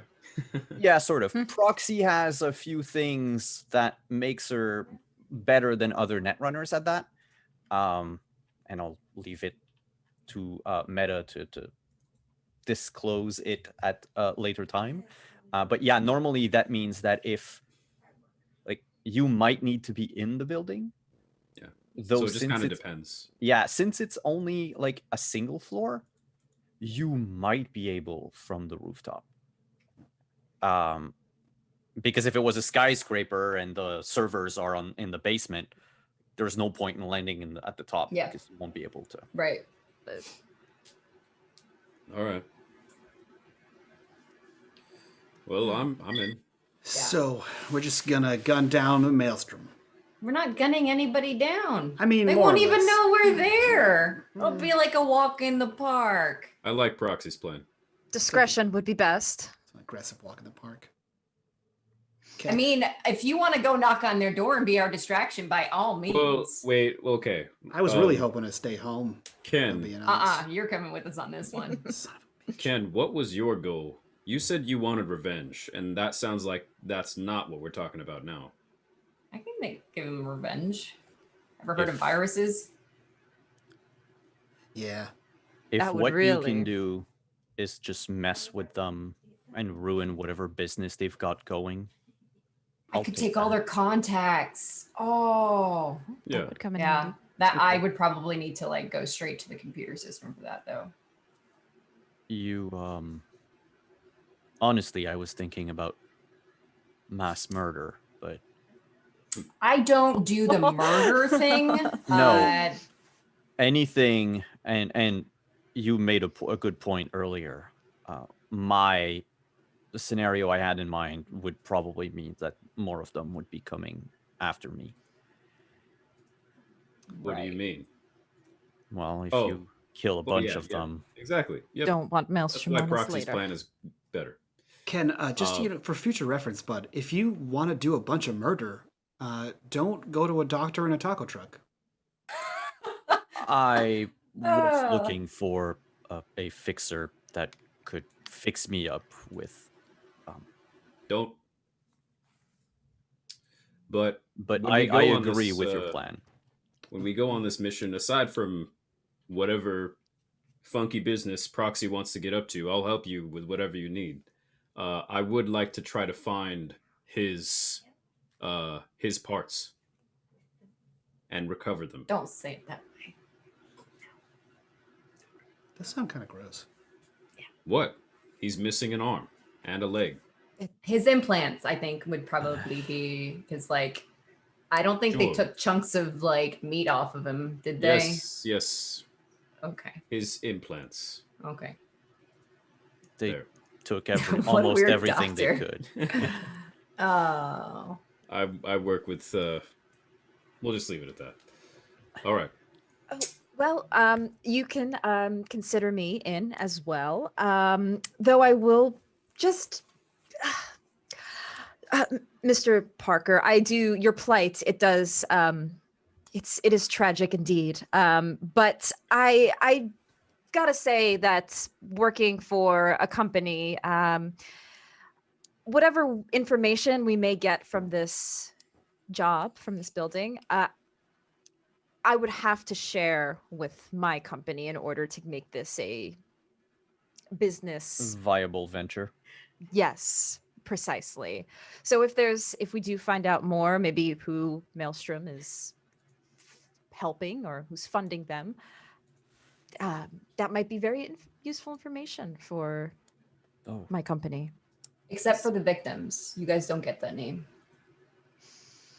That's fair. That's fair. I can at least deal with that. But any other important information, I will need to relay, and that will be enough for me You good with to that? be in on this job. Oh yeah, I didn't That's- say it before because I just thought it was apparent, but that's the ninja.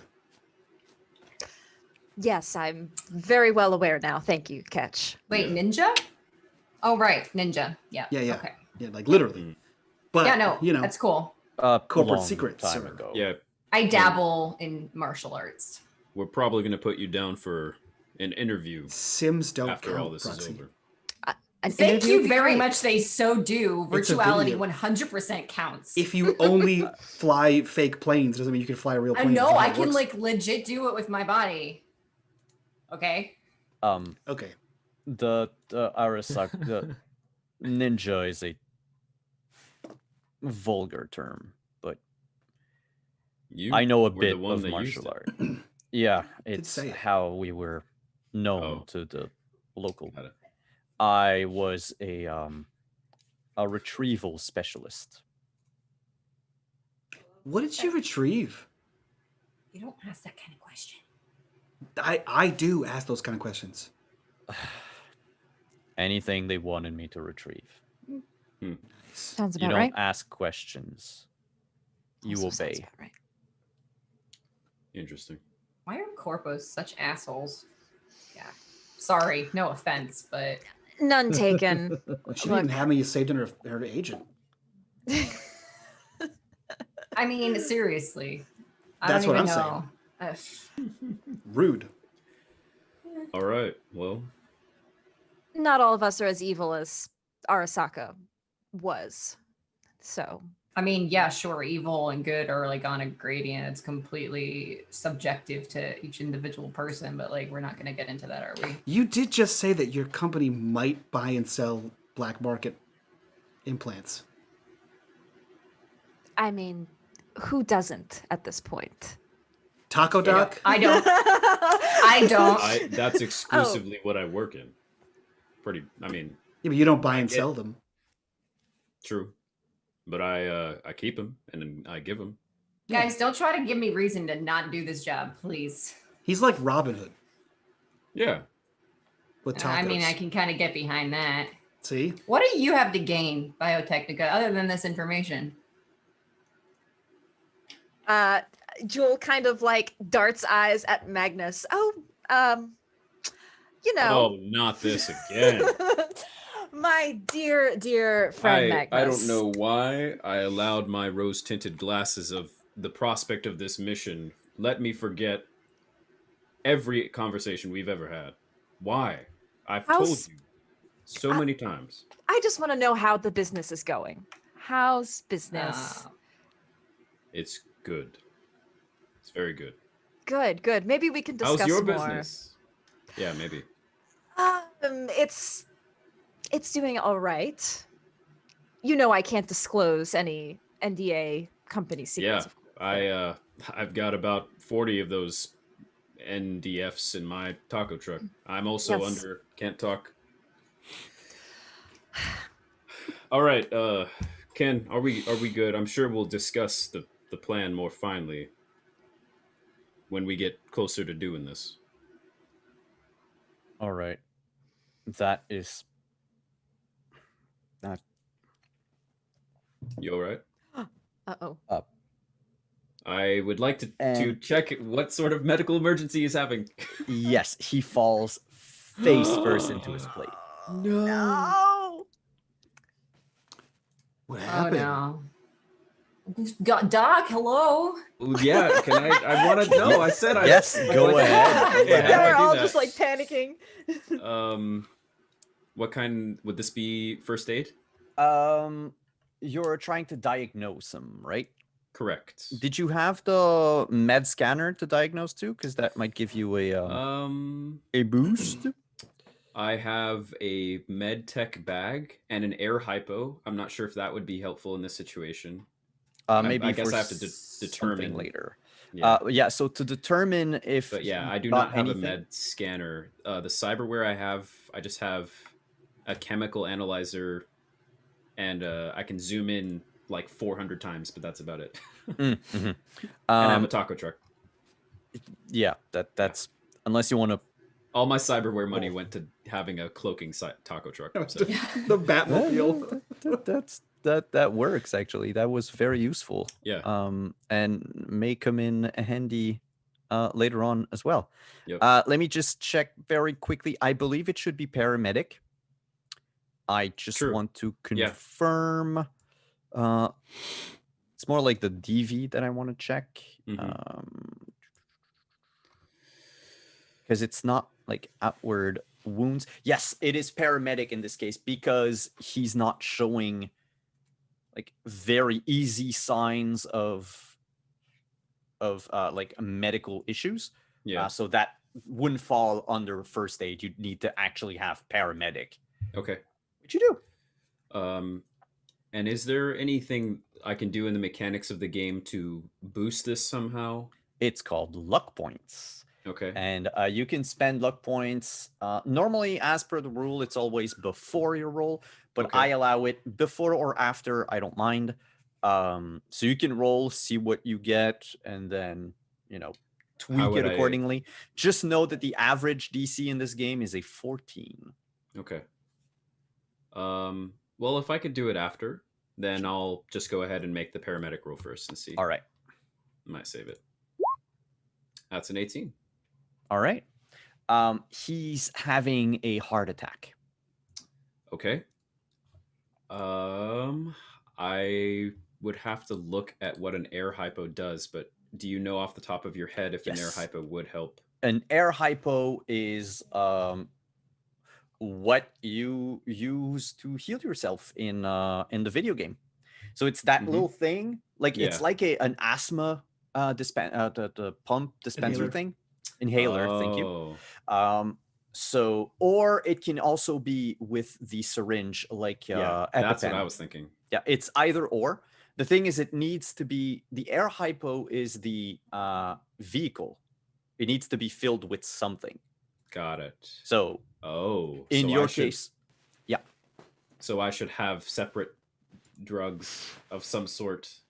Well, because this is the very first session, I figure that like you keep a few of your drugs in the truck. Like it would be normal for you to have something. All of them. So you can look on page 150. Okay. You have 5 types of pharmaceutical. So just choose the one that you would have in your air hypo at this point. Note that you can also have smash in the air hypo should you wish to inject beer straight, well, very powerful beer, right into your veins. Okay. See, you say smash and I hear slurm in my head. I think I'm not used as a, gang taco doc. I'm not used to my clients coming in and having heart attacks. So I would suppose just giving a skim of this that my air hypo is probably equipped with something that's more like anesthesia or something that heals, if that's even something that's possible. So I don't think I would and I'm not a doctor in real life, so I'm assuming Magnus could make some sort of check to determine if there's anything he could do. Moment. Definitely. So if your let's say your air hypo was we'll say equipped with speed heal. Sure. Yeah. Speed heal is something that you would give to someone who is it's a health potion. Okay. Except that it doesn't work on someone who's mortally wounded. So even in the case of a heart attack, it wouldn't do anything. Yeah. But in combat or whatever, it's the type of thing that you would plug into yourself to heal a little bit. That said, with paramedics, you can try another check. Okay. if that I were to might take allow him you into, to. Yeah, like if he's he's I don't, unconscious right now. yeah, if there's a continual effect going on, like he's going into cardiac arrest or something along those lines, and there's something I think I can do Oh, as far as surgery or like replacing well, maybe not surgery right now, Okay. but I completely forgot you have a cryo pump. I do. That would work. If you shove him in the Ziploc bag, he's in stasis. Okay, I'll do that then. I kind of cradle him and I say, help me take him to my truck right now, please. Okay, I got. And- Okay, Ketch and I, we hurriedly run over to the truck, bring him in. I put him down on the table where tacos used to be prepared. And I would like to pull out from a bottom drawer this, what looks like an air mattress that needs to be inflated. But as I start to blow it up, it's a body bag with some extra medical hooty-doo. And I prepare it for him and go to lay him in it in the way that it functions. So for those of you wondering why I call it like a Ziploc bag or whatever, it's a oh my god, what is it again? It's like a vacuum seal bed that you would see in some like BDSM bedroom or something. Like you put the person in and then you seal all the air. Yeah. I like that. That's where you took it. But that's sort of what it is. No, yeah. In the end, it looks like someone stuck in carbonite in Star Wars. Okay. Yeah. So you immediately turn on the cryo pump, and Cool.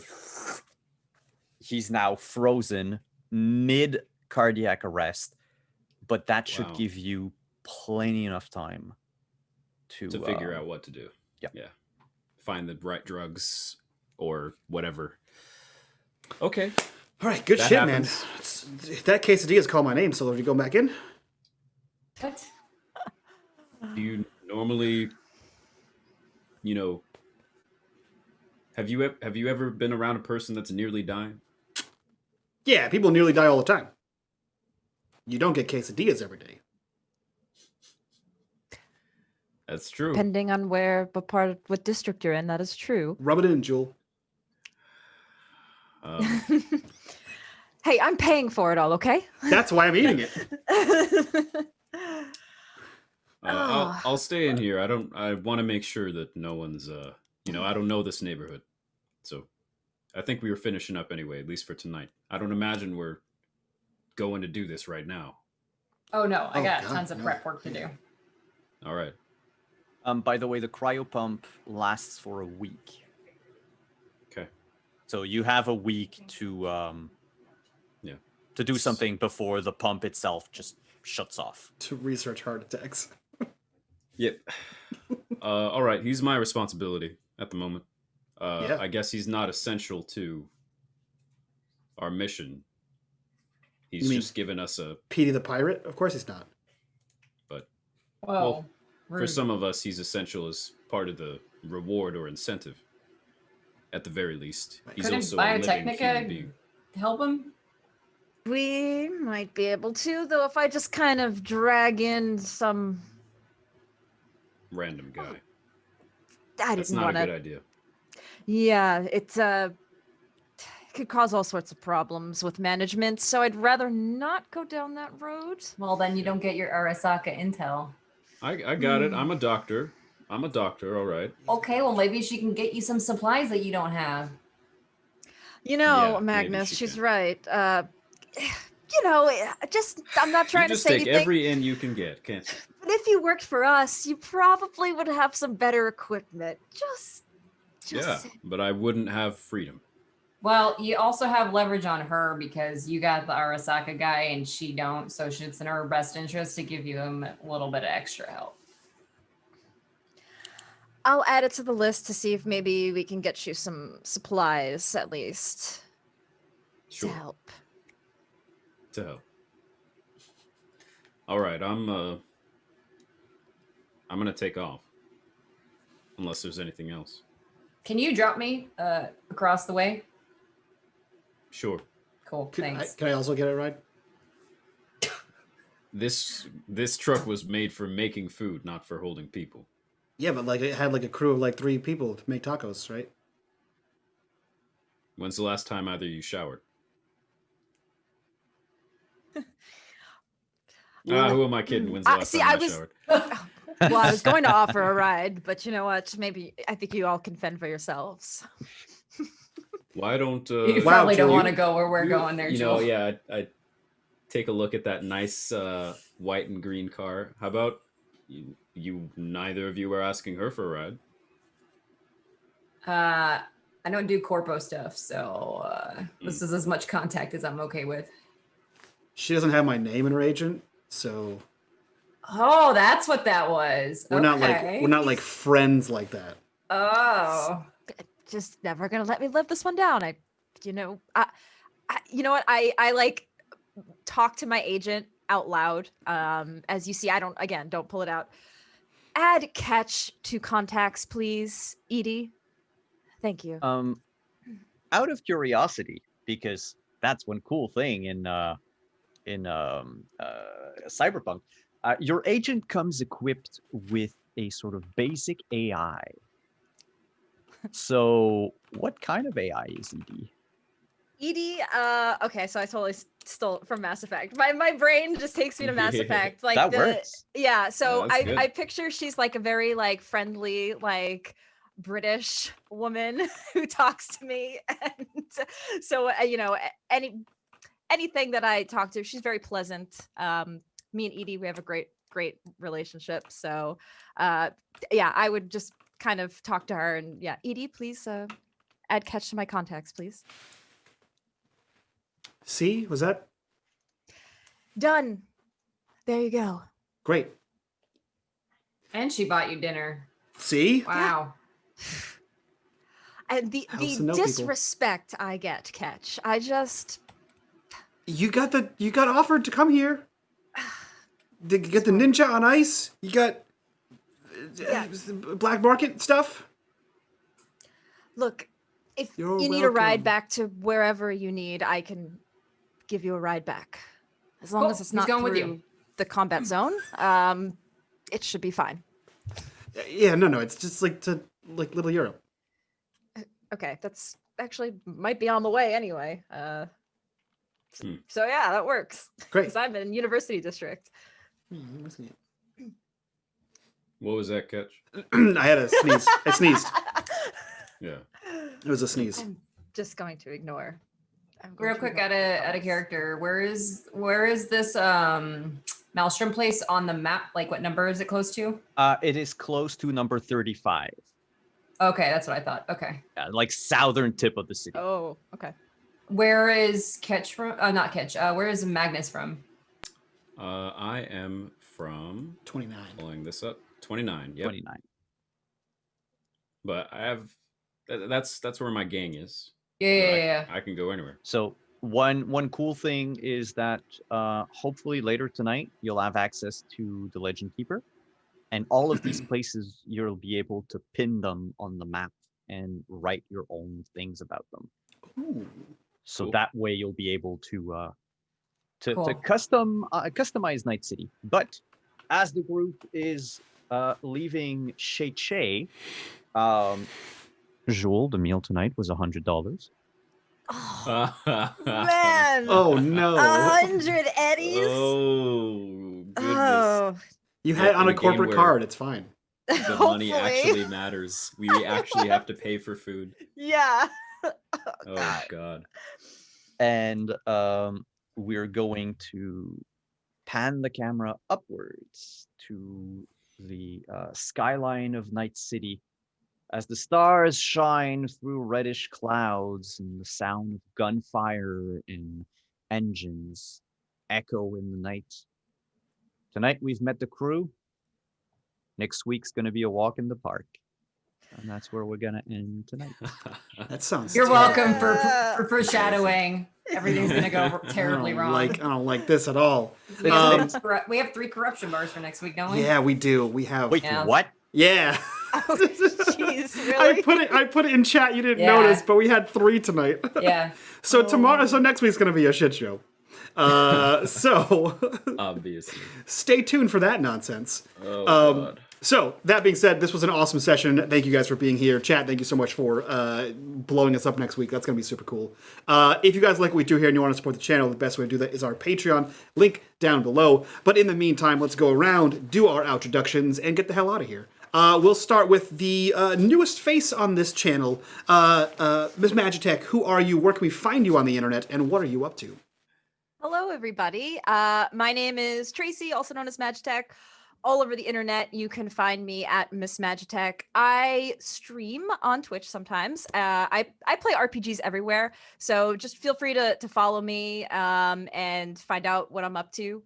I'm very excited to be joining this crew. Yeah, this is my first time on this channel, so I'm excited. I'm excited to play more. Hell freaking yeah. But yeah, that's me.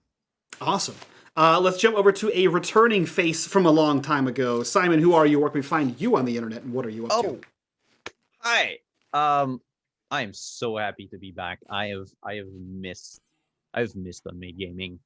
I'm Simon at Wandering DM. You can find me on my channel twitch.tv/Wandering DM on Mondays at 8 p.m. Eastern, where we play Rime of the Frost Maiden, or a modified version of Rime of the Frost Maiden. On Fridays, you can find me again on Wandering DM for the continuation of my first Cyberpunk Red game, which has been going on for a year. Yeah, a year now. It's actually going to be a year at the end of the month. And on Saturdays on Level Up TTV, we play on the Level Up Dice channel, we play Scion on Saturday afternoons from 1 to 4. And starting on January 21st, in collaboration with Sirenscape and Art Alsorian Games, I will be producing another Cyberpunk Red show. I'm not going to be GMing, I'm not going to be playing, I'm going to be handling all the production and everything. But if you want, come watch this incredible cast of people. And we're going to have a lot of surprises and a lot of good stuff coming out of that stream. And that is it for now. There are other shows, but I'll probably announce them next week. Hell yeah. Meta, who are you? Where can we find you on the internet, and what are you up to? Hello, I am Metamancer. You cannot find me anywhere on the internet except for this channel. So exclusivity rights here for unMadeGaming. Yeah, that's it. That's how you know you're famous, when you get the exclusivity rights of other streamers. And last but not least, Zach, who are you? Where can we find you on the internet, and what are you up to? I'm Zach. I'm just a guy on the internet that does stuff. I'm on this show. I'm also on the Arvin Elleron channel, where I am also in a sci-fi campaign there, playing Esper Genesis, which is D&D 5e, but sci-fi. I do voice acting work on that channel as well. And then, of course, my own Twitch channel, twitch.tv/ZachLay. Play a lot of RPG and roleplay based stuff. And that's about it. When I have more things going on to promote, you bet that I'm going to say them. But right now, I'm just a guy. So we're going to get out of here and do our after show. If you guys want to see that, go to our Patreon. But stick around. Something just got finished, and I'm going to put it up as we roll out of here. So from all of us to you guys, thank you so much for being here. We'll see you next week. Bye-bye.